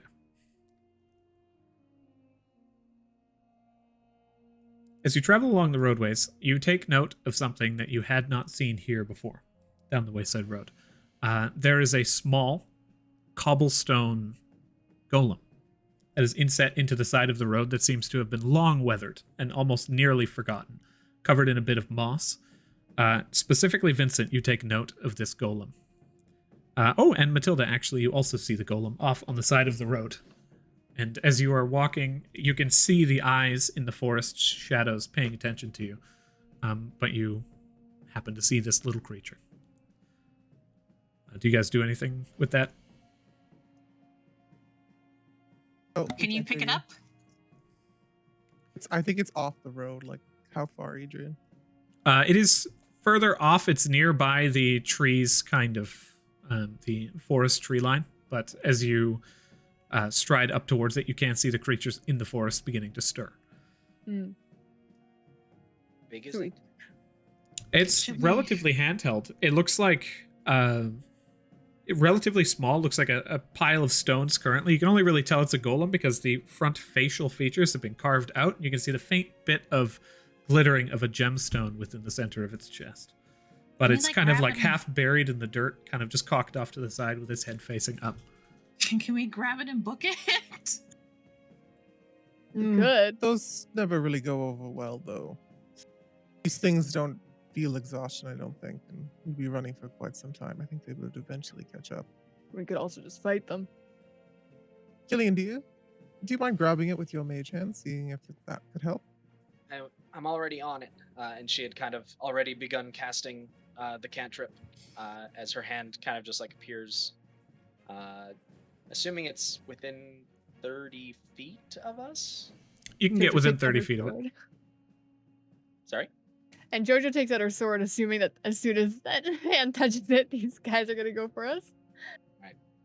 Well, Mage Hand can move up to, was it 10 pounds?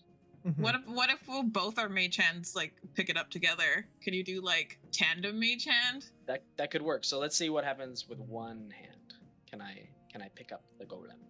I'm going to go ahead and first roll a fate dice on whether or not you can just kind of add weight to mage hands. Because the idea of moving a flying city with just a city full of wizards using mage hand at all times sounds fun to me. The first mage hand comes in and attempts to like uproot the golem. You can see it's basically buried at the waist. And as you attempt to pull the mage hand, dissipates into the ether.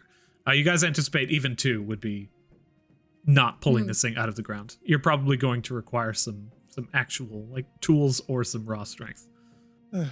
Vincent gestures at the ground around it and casts mold earth to unearth it. A 5-foot section of ground just lifts up, and you can see there's like 2 feet. There's some solid packed earth underneath and stone, and as you pull it up and over, you can see the feet kind of the golem dangling down. As it reaches up towards you guys, rest of the dirt begins to fall away, and eventually you are left with a large chunk of packed dirt with golem. Does this seem like it is a golem that functions on like a Killian type of like technology, like with magic, or is it like a arcane golem, like it's completely run by magic? Arcane, without a doubt. You clear the dirt away, and you can see that there is a central kind of core that is injected into the base of this creature. However, it is gray and colorless. Could I do magic awareness and make an arcana check to see if I know a way to power this guy back up again? I would say you use magic awareness rather than arcana, make investigation. And because you have proficiency in arcana, you can roll with advantage. That is a 19. 19. The stone that is embedded within the chest of this creature looks strikingly similar to the ones that you had seen within the Serolith. Hey, Vincent, you still got that glimmer stone? Already on it, dear. You can see he's molding earth from behind it. I'd already figured this out, but I wanted you to go with the roll anyways. And is there any reason why this is kind of expensive? And I don't know if I'll find another one. This thing's not gonna take it, is it? Oh, maybe it looks like it might use it up. How about this? And it has a stone in it, right, Adrian? It's just dulled. Yes. Can you try and cast his glimmer spark into it to spark it with that type of magic? You lean back, you hold on to this just refractive rainbow stone, and you begin to incite ciphers. It begins to glow. You can see this faint kind of shimmering around you, and as that shimmering pulls itself into this almost rainbow-like just strands of magic, you send out a small burst, and it rips around in this just refractive glass shield until eventually, as you are holding onto the golem, that little bit of light kind of just boom, hits the stone for like a fraction of a second, and it moves only so briefly before immediately falling down again. Well, this isn't gonna exactly work. He'll take the other glimmer shard out of it in the center, and he'll like pocket it, I guess. So as you attempt to remove the stone from the center of the golem, it does not give. It is like it's inset within the stone of the golem itself. Okay, well, it wants to keep its own, stone. But I think we just need to find a bigger source of this sort of glimmer magic of sorts to power it up. Like if we had the one that shattered, maybe we could do something. Or maybe some sort of natural source or something. Maybe another wizard who What if knows it a bit better than I do. what if you touch your stone to that stone? Well, I need this to cast my spells, so again, I don't really necessarily Okay. want to give it up. In the meantime, Killian is gonna take the little toy soldier and push the little construct into its hands. The golem itself just shrinks down into this tiny wooden Oh, nice. golem that looks like it's Cool. carved to look like stone. It's just held in the hands of the soldier. We can always think about it later. Yeah. This Looks like we is should be getting out of here. He like looks to the forest and sees all the eyes. The creatures have begun to grow in mass. Okay, let's go. As you push your way through, everybody roll survival. Including Bladebeak. Yes, Bladebeak can aid this as well. Roll for Selene. Oh my gosh, Matilda. Not very good. Oh my Stop it. god. Thanks. Oh Thank you, god. Vincent, for a natural 20. So, That's 2 successes. oh, Bladebeak. Let me see. What about Felony? Hey. Selene did not roll well. Oh fuck. Oh no. So, Felony. you guys find yourselves kind of reaching the halfway point of the walk. You do not see the carriage striding down before you, but you do see a horde of undead that begin to run out of the side of the forest walls that begin to entrounce and encircle you all. I need everybody here. Here's the situation. In order to fight these guys off, the cost of materials, spell slots, and the like comes out of you guys in cold hard cash. So I need everyone here to roll you can actually, let me see. I'm trying to recall what the situation was for the first floor. Roll a capitalism check. It's not about wealth management. You're not looking at these monsters and being like, how many coppers is it going to take to pay these bastards off? But I need you each to roll for me. Oh, nothing. Each of you owes 5 gold pieces for the cost of the materials utilized in this combat. Okay. This is what I like to call burying gold. When the creatures fall and the ash begins to flitter around you, a meager threat, virtually nothing that could possibly stand before you.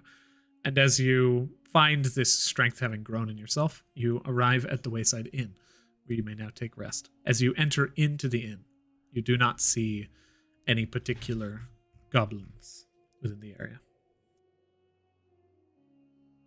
Can I do an investigation to see if I can see maybe signs of goblins? Or a path that anyone else has taken? Absolutely. Go ahead and roll investigation.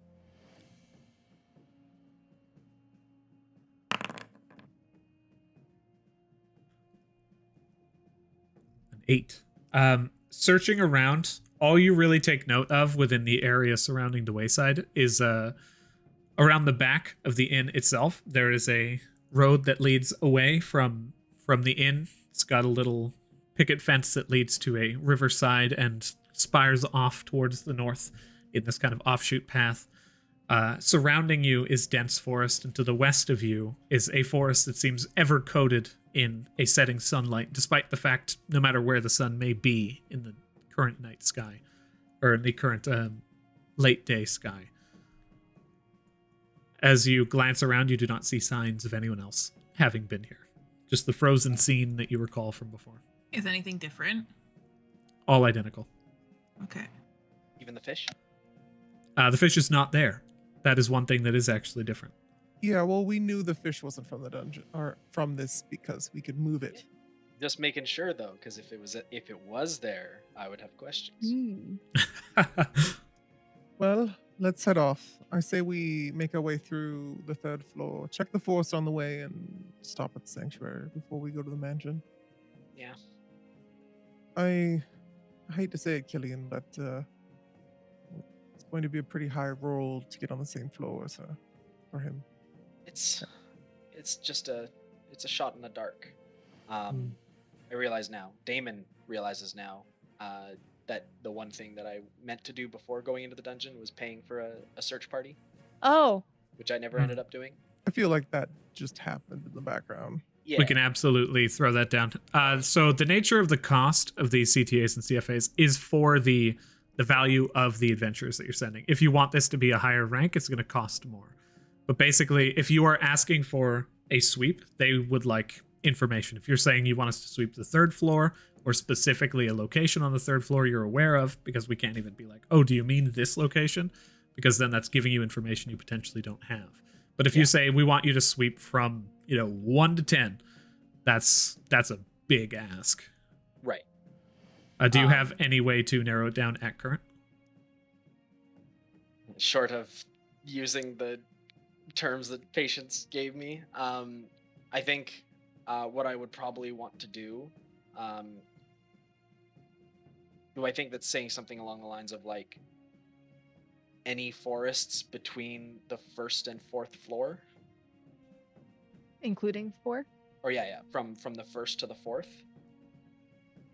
Okay, that doesn't seem suspicious at all. As you sit back and you begin to set this down, be about, it's probably like a month and a half job. That's going to be 280 gold pieces. Okay. And that's for like a kind of basic bitch adventurer like us. They don't even. No, that would be for probably a party of surveyors, which is a guild that goes through the dungeon, specifically at the behest of the dungeon. Gotcha. I want people that Sylvia recommends because they're looking for a gobbo. And Yeah. I want them to actually do their job for the money they're getting. Absolutely. Sylvia's on it. Yeah, and I'm willing to pay a little bit more if it means getting people that will treat Yagga well if they do find her. I think the money will just come down to if you pay more, it might go faster even. I mean, even 2 months. You could pay a ton of money and just get some complete a-hole who's just really powerful and does the job, Yeah. but is a complete just a-hole. But Orion. that's fuck that hey, Orion sneezes somewhere. Yeah, it The turned into a nosebleed, hopefully. the nature of this is very hard to discern, but Sylvia is definitely happy to kind of vet the process. Yeah, so if that's the case, if she has a direct gold quote for me, that's great. I do tell her that if she needs to pay a little bit more, like essentially take it out of my bank account, because I trust her, and yeah, I have. All right. I think I have. At present, I have 500 gold deposited in my bank. So Sylvia's she has gonna access take- to- Yeah. Sylvia's going to take 350 and then bump that up to an urgent priority. Okay. And then she is going to put that alongside the other missive that had previously been taken. There was also another one, another CTA or CFA that people wanted to put in that I'm vaguely recalling. I don't No? I think- don't know. Oh, we might think about it later and we can flash back to the good old days. You guys find yourselves at the wayside. What do you do? Leave. No, we're leaving. We already Excellent. investigated it. Yeah. We're going to check the forest out, just a general survey as we make our way to the sanctuary at the Knights. I think we got to do the forest on the 3rd, right? We've never been there before. We've walked through it. From what Patience had told you, Killian, there are 2 forests on the first floor that you guys have not explored, and on the 3rd floor, the forest to the north of the farmlands. Is that the one you are guys start? Oh, perfect. So you arrive on the 3rd floor, and as you look forward towards the north, you see this kind of beaten, trodden path that leads into a dense forest, and just slopes upwards onto the side of a hill. As you guys look on towards that, I will fast track you from the 1st to the 3rd floor. So your cost of travel here, you have been in the dungeon for 1.6 days. It will cost you guys 1 gold piece each for this travel. We go ahead and pop the calendar forward as well. Vincent not make any money? You did. So this has been 1 day so far. So you have gained. Should I minus that 1 gold, or like how should Yeah, this be done? subtract the 1. We'll just do it 1 at a time. Sure. And then now you can add 10 gold, 2 silver, 4 copper. And Killian, you've gained 2 gold. Is that gained onto our persons or just like into our bank accounts? Into the bank, which means you have access to it, but yeah. Even in the dungeon? Yeah, You got Adrian, banknotes, yeah. People take Adrian- banknotes. Gotcha. Yeah, that makes sense now. Adrian ruled before that it's just going to be 1 pool of stuff. He wanted to stop splitting it up. Also, if someone steals your gold, they're probably going for your bank book too. So it's tricky. But they would have to like access that. So it's not a bad idea to keep it separate. But it's all weird. And as you guys are traveling up the dungeon, also you made a little bit more of a payment towards your loan. Alone? Vincent's heinously in debt. No, not really. Oh. As you guys find yourselves traversing up the northern road. Give me a moment to pop that open. So, do you think... I mean, we've never been into the forested areas of the 3rd floor, so we don't really know what to expect, or anything in that regard, really. I mean, the people that I sent, they're gonna have to check it anyway. Mm-hmm. Do we want to just go straight for the 4th? We could. Do we want to completely ignore the mansion? I thought that was the point of being here. Oh, sorry, Well- to get to the 4th, but like the mansion's like right there, right? Yeah, I know. I just wanted to. I wanted to do the Sun Shrine and also the mansion, but it feels like it's not important compared to finding your friend. You guys are also aware that without the means to like actually go to any specific floor on the dungeon, which at like as the understanding throughout the world is that it's impossible. This is beyond a shot in the dark. This is statistically impossible. So in that case, can we try and fight the Sunshine? Are you guys okay with that? I think if it helps us progress even further, I think it'll be worthwhile. I think If it will. anything, once we get past the 5th floor, our trip ropes won't work anymore. Mhm. So we're stuck until we get to the 10th floor. We can come back, but I don't foresee that happening. So So Do you you, guys are okay with that? do you think we could make a rift in the dungeon? um, Based on the theory around it, no. I would say have at her. Just let us know before you're gonna try and split a hole in space, and we'll back up. Why, you want to smash the swords together? I know that you were thinking that caused rifts. The thing is, I'm pretty sure what Dallas told me is that when I smashed the swords together, it played a verse from a thing called the Song of War. And I think that is what was happening in the Field of Fires. Like, there was a giant bell that rang. And also on the 6th floor, there's a bell that rang. And then we all hit each other. So I think that's what happened when I hit the swords together. Do you think we should hit the swords together on that floor with the battle? Oh. Probably not, but maybe we could definitely try it for science. Anyway, Alright. sorry. Let's keep going. I was Yeah, just yeah. talking out loud.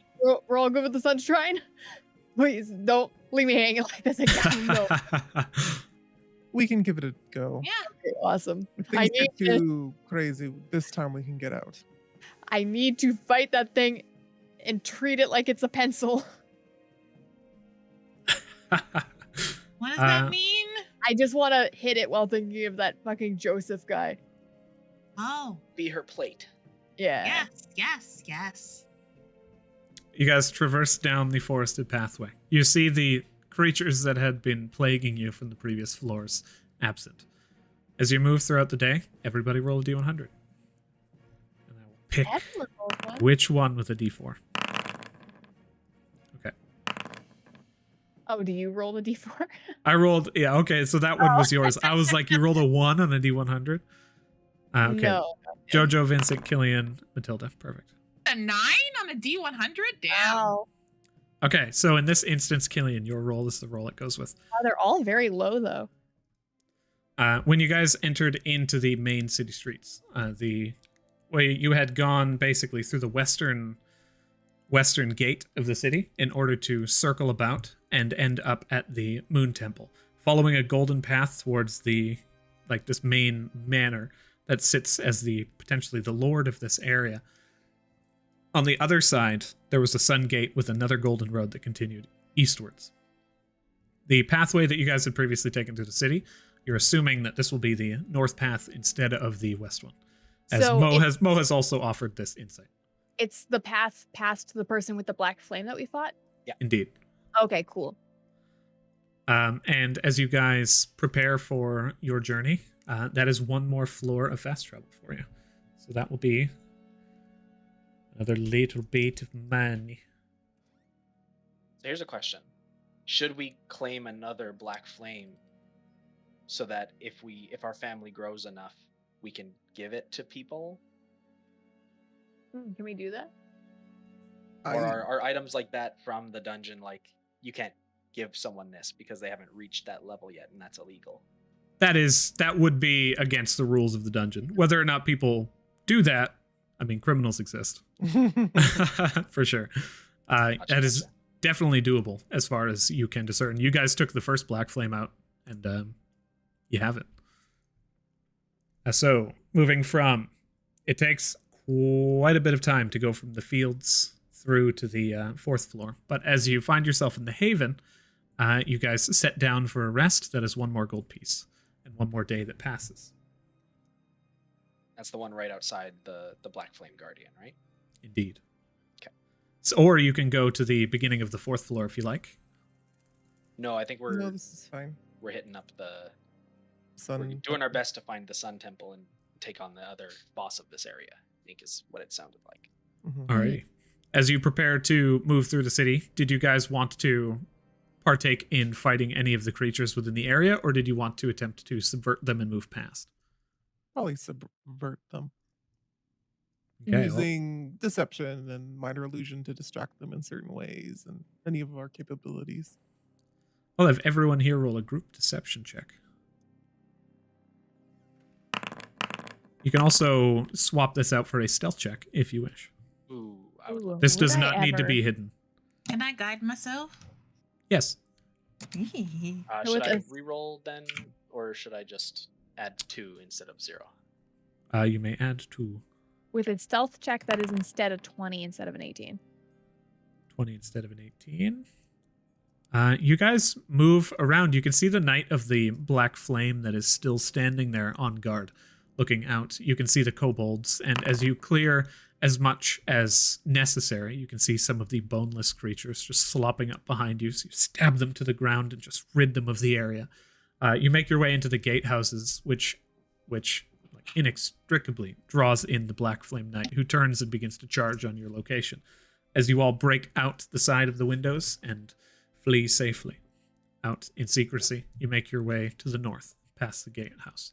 So, as you're moving through the city streets, you spot in the early morning, you see that there is a small group of villagers that are traveling down through the southern pathways. You are on the middle of a road. Aside you are nothing but tall buildings. Doorways, windows leading in, most of which are kind of just almost either destroyed or boarded. These villagers are moving down and are rounding the corner. You can see maybe 6 or 7 of them. What do you guys do? We know that these people turn into monsters pretty soon, right? Villagers, what was the thing? Villagers in the fields? Beware, but if they're in the city, then it's safe. Yeah. Basically, if the villagers are in the fields, then the city is safe. And if the villagers are in the city, then the fields are safe. Hmm. Are they like ethereal like the other ones were? These seem to be physical, but not only that, Huh. they are not preceded by the 2 large noblemen, nobleman and noblewoman from before. Should we like hide while they go past us? There's Yes. nowhere to hide, I think. It's Yeah, just there's tall 2 Oh. buildings. and a single road. Well, you guys can all. Do you want me to disguise myself and trying to see what's going Oh, on? Go up ahead. Maybe, yeah, disguise yourself as one of the lords or something. Vincent, glancing from here, who do they feel like the faction that they're a part of? The lions or the frogs? As you look towards them, they are villagers. As you can see them immediately, and from what Matilda had learned previously, this city of Somme, seems to be unaffiliated one direction or the other. As they move, they are wearing just commoners' clothing. Hmm. I'm going to roll perception for them to see if they notice you down the road yet. Okay. Okay. I They do not would seem to have noticed you. probably I would probably cast invisibility on myself and one other person, because I can do that with my spells. Who Who do would you you choose? cast it on then? Is there anyone else out of the 2 of you that can go invisible? If I remember correctly, was there someone that? Killian can. I don't know if she's prepped it, but she could have cast invisibility. Jojo can only cast it if she's got the item attuned to her. We also have Paka Mhm. and Selene with us. You have Yeah, I don't have it. invisibility prepared. You Okay, do? So I Yeah. don't think all of us can go invisible, basically. And Vincent no longer is attuned to that item that allows him to do it. Though Selene is. She can cast invisibility on herself. So I cast invisibility on myself and Jojo. And I guess Selene can cast it on herself, but there's still Killian and Paka. I do not believe Selene has invisibility prepped. She does because I gave her the ringlets of the pale. Oh, that's correct. Thank you. I was scrolling down this list here. She dashes Oh, the ringlets It's together. in Ken cast invisibility. He'll look towards Killian and Paka and they will disappear. Oh, that's everyone, I believe. As the entire And then procession Vincent goes will cast invisible. disguise self on himself because he's the only one still visible. We soldier blade beak. Perfect. Look at this team coming together. As you guys just boom, prepped as all hell, Most of you just immediately blend into the atmosphere around you as light begins to shift in various different ways to cover you. Vincent, you turn yourself into a villager, like a commoner, akin to what they have on them right now. Yeah, I'll make myself a little bit more of a high-end villager, someone that they would probably look up to. Higher-end merchant. Okay, I'll say roll investigation.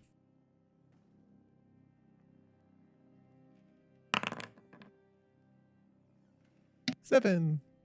7. You are entirely uncertain as to what that would be.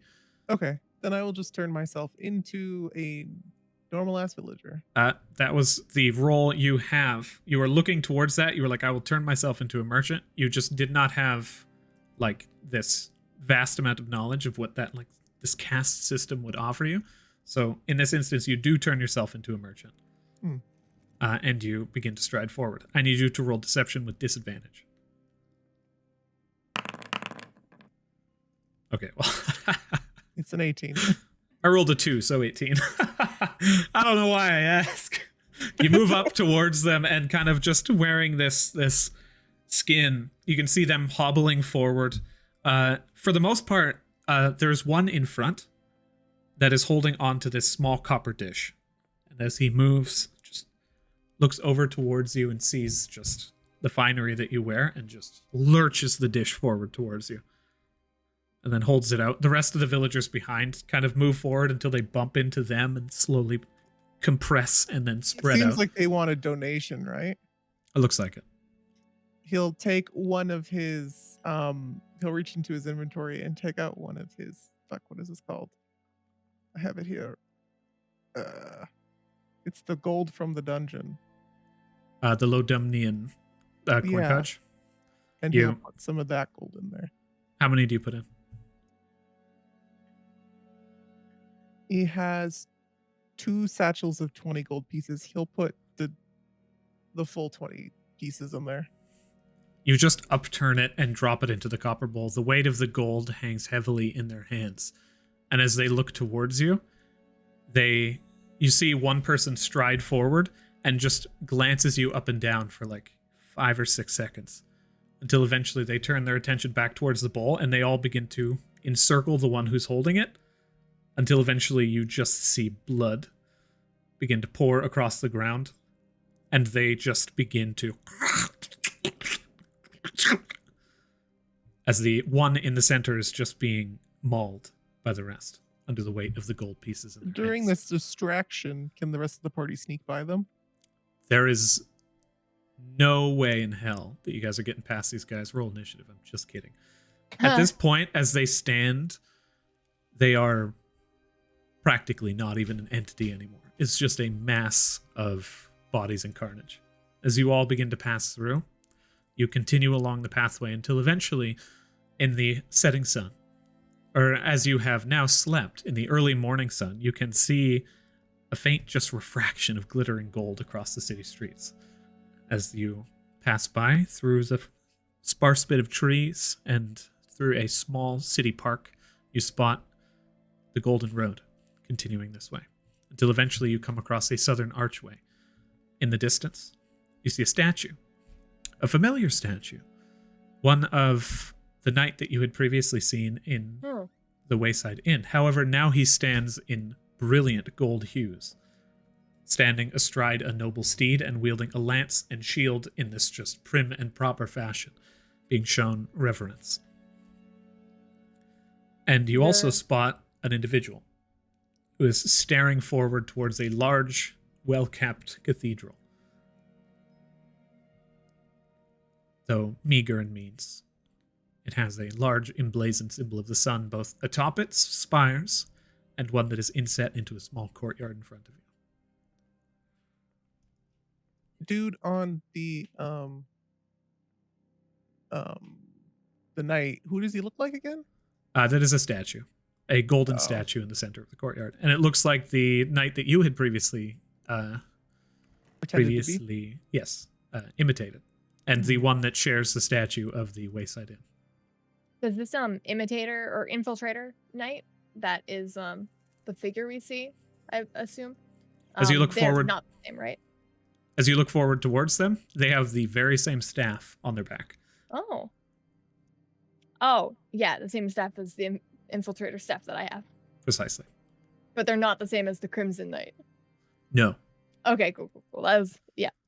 This individual stands, burning red hair. They actually float effortlessly above the ground with a mirage at their feet.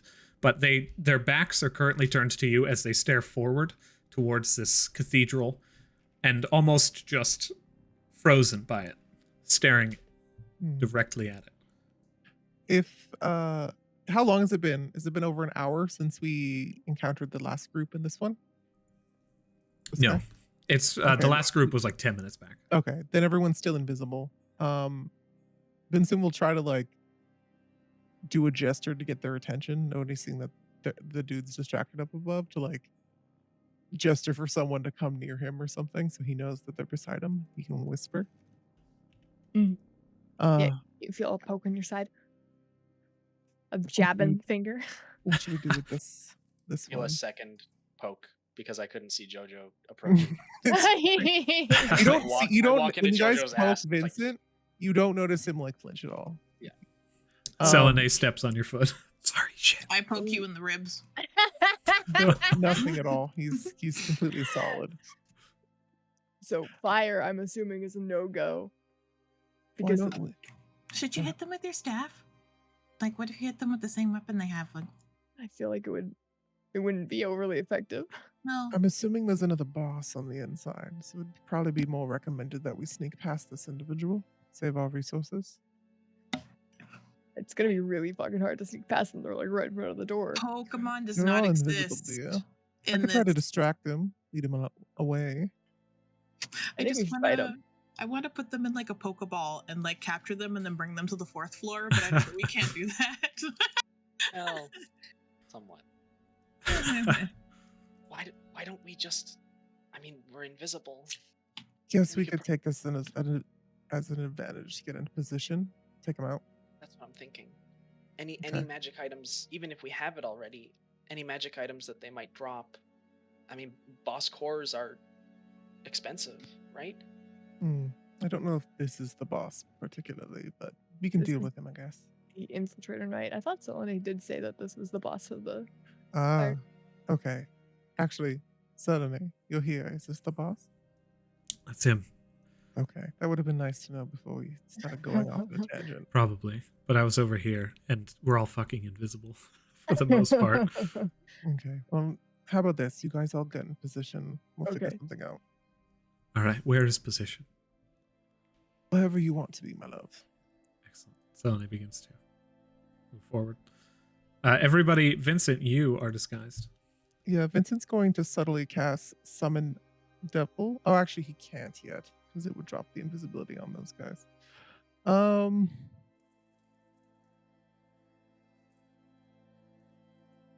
He'll just wait with a. He can't hold a spell out of combat, right? You can hold a spell a number of minutes equal to the spell level, and a cantrip indefinitely. That's just homebrew rules.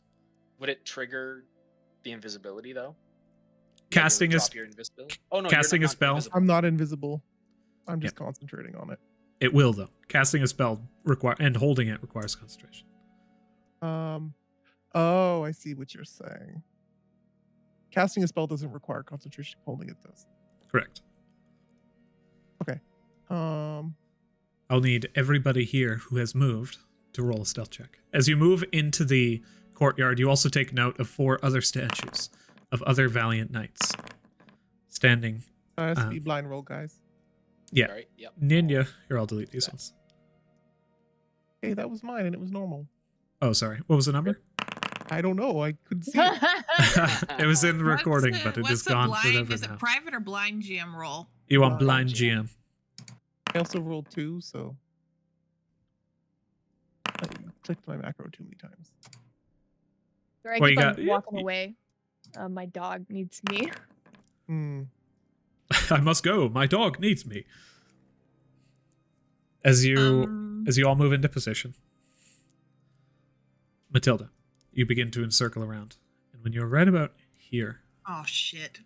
the individual No. turns their head towards you pulls the staff from their back slowly and begins to examine the area. Vincent, you've shuffled behind a pillar before I could call you out, so he cannot currently see you. As he grabs the staff, he looks over. It slides down in his hand until he holds the top. And right about here, he reaches the staff forward and begins to draw a symbol in the air. Before you see this massive flame appear, but I'm going to roll a d4 to see how on target he is. 1, 2, 3, 4. So he is here. I need him to make an intelligence saving throw. Intelligence saving throw? Yeah. Oh boy, that is a big, pretty fireball. Also, what is the DC? 15. 15, he succeeds. Okay. Nothing happens then. just my One sec. character- I gotta go through everything one at a time. Vincent, did you cast this subtly? I did. You did? Okay.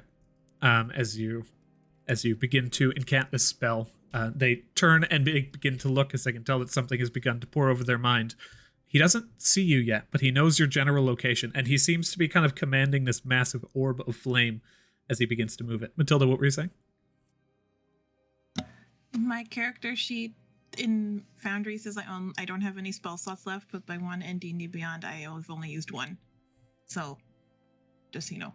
Well, That's okay. We've been long resting, so the only spell should that have. we've cast is the invisibility. Yeah, which means I should have one more spell left, but I don't have the spell slot left in Foundry. We can just do a long rest, right? I'll I'm mark that also as one. losing. Yeah, you can Yeah. just go in there. On your character sheet, there should be a number next to it. You can Yeah, just okay. change those. I just didn't want to because it'll pop up in the log, and I didn't want it to look like I'm trying to cheat my spell slots, guys. No, totally good. Thank you for throwing that out there. He begins to move this flaming sphere around as he incants with this large staff of his. You see he begins to get suspicious as his mind is dug into. He takes a mace off of his belt, throws it out into the open air, and it just begins to hover next to him. And just is aggressively now flapping around. You can see it's surrounded by flame and mirage as it moves almost with the heat of the air underneath it. Okay, Vincent is going to suddenly cast minor illusion to make a noise. So he goes in the opposite direction of him and probably towards. Well, he can't see where anyone is. He's just assuming JoJo's up close. Maybe like over here. Right there. He takes the staff, he flips it around in his hand, and he points over to the side as you see a second sun appear in the location. And then he just drives it directly into this pillar here. As it slams in, it just begins to melt the side of it and begins Vincent's to like drip down the edge. Waiting for people to do things. He's engaged in combat. He's currently just fucking up the area around him. He rolled another perception check to attempt to determine the location of people, and he begins to move forward. You see him begin to rise effortlessly to about 20 feet in the air, and he continues to look. Once he rises up into the air, suddenly a blade beak appears out of nowhere behind this pillar. Which, is that an action or an interaction with an object? In order to take an item from the toy soldier? I also didn't want to interrupt, but I wanted to see if I could still squeak behind this pillar where I was trying to go. Or As you run, he did not actually manage to place this flaming sphere directly next to you. Okay. So as it appeared in front of you, you were just and you continued moving along your pathway. It is an action to pull an item from the toy soldier. You basically it's activate a magic item action basically. But as you pull the blade beak out, throw it down, it just begins to grow until eventually sets the knight off immediately, looking towards the direction, cocks its head curiously for a moment, and says, "Professor, oh, is that you?" what? Oh, it talks. Everybody roll initiative. Oh shit! Oh boy. Would I be able to hide? I wanted to hide. At this point, as you make your way over You're into the invisible. back, I Need to wanted. hide? here's what I'll say: everyone who is currently in a position that they could have hidden, Matilda and JoJo, you can both roll to hide. You can roll stealth if you like before combat begins. Selenay kind of moved forward and is just kind of standing in the open, trying to get a good view of everything. So she is not in a position to hide. Do we but get she is advantage because invisible. we're invisible? No. You do not. You are just Aw. impossible to see without magical aid. I was thinking Okay. it'd be really, really funny if I stealth rolled my stealth die and then like Tormund showed up and I'm like, oh man, I wonder what roll. What could that have been? As you all begin to move into place, you look around. You can see this individual hovering through the open air, wielding this staff. These two massive orbs of light that are just providing blinding light around you. As Bladebeak lands, hits into the stone and begins to grow. I mean, Bladebeak doesn't weigh 20 tons, but as Bladebeak begins to grow into its normal position, he takes an odd stance, cocks his head, and shakes it. He says, well, it's about time you and your machinations met the same end. Points his finger towards you. And that is the beginning of combat. Jojo, Yes. as you look onwards towards this fight, the creature before you, hovering in midair, flames abound. Even being within range of this guy, you take 3 points of fire damage. Oh, damn. As the heat begins to bear down upon you, his What the eyes fuck? flare red, and he points his staff towards Bladebeak. A small little bead appears on the end of it. So probably distance is better. I wanted to spend my action to make either like a perception or investigation check to see if the way that Vincent was like tricking him to like shoot the fireball elsewhere, if there's any spot that'd be really good place to like get him to mess up. A good place? Like, is there a place that looks like if he like threw a fireball at it, it would be like a detriment to him? Like, is he gaining power from a source or something? Like could I make him collapse a building or a statue or something? That I will say you can roll investigation. Are you proficient in religion? I am not. Okay.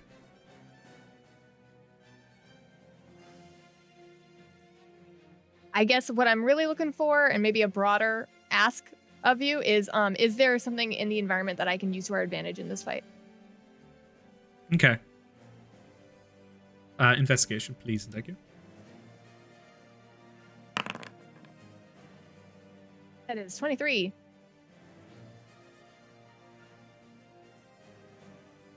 The only thing that really comes to mind, and it's a shot. It's similarly, it's a shot in the dark, but in contrast to the fight with the Moon Knight, the knight errant, the Moonlight Blade on the other side of the city, they paid a particular reverence to the statue of this unknown moon goddess. Mm-hmm. Similarly, this individual seemed to be enraptured with the cathedral in front of him. The structure before you may be of some benefit, but as to what or how, you're not entirely certain. He definitely does not seem willing to attack it based on the reverence he was showing it before. Okay. But maybe he would be more careful if you were fighting inside of it. Okay. I think then as my movement, I have 40 feet of movement. They're 20 feet up, so that means within 10 feet of them. If I was here, I'd be within 30 feet of them, right? You would be Like here. just outside of 30 feet. Oh, okay. So then when I'm here, I'm going to do my bonus action to do my rage.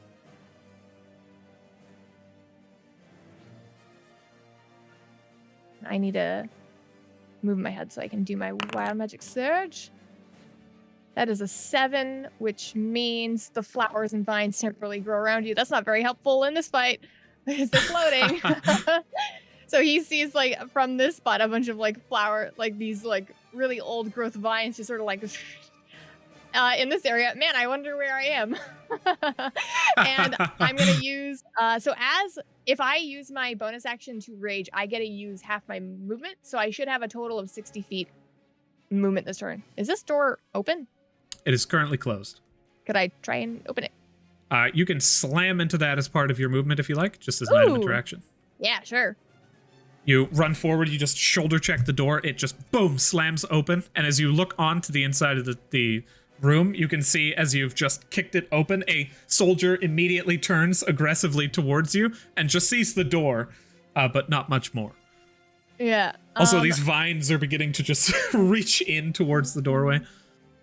So that's 5, 15, 15, 25, 35, 40.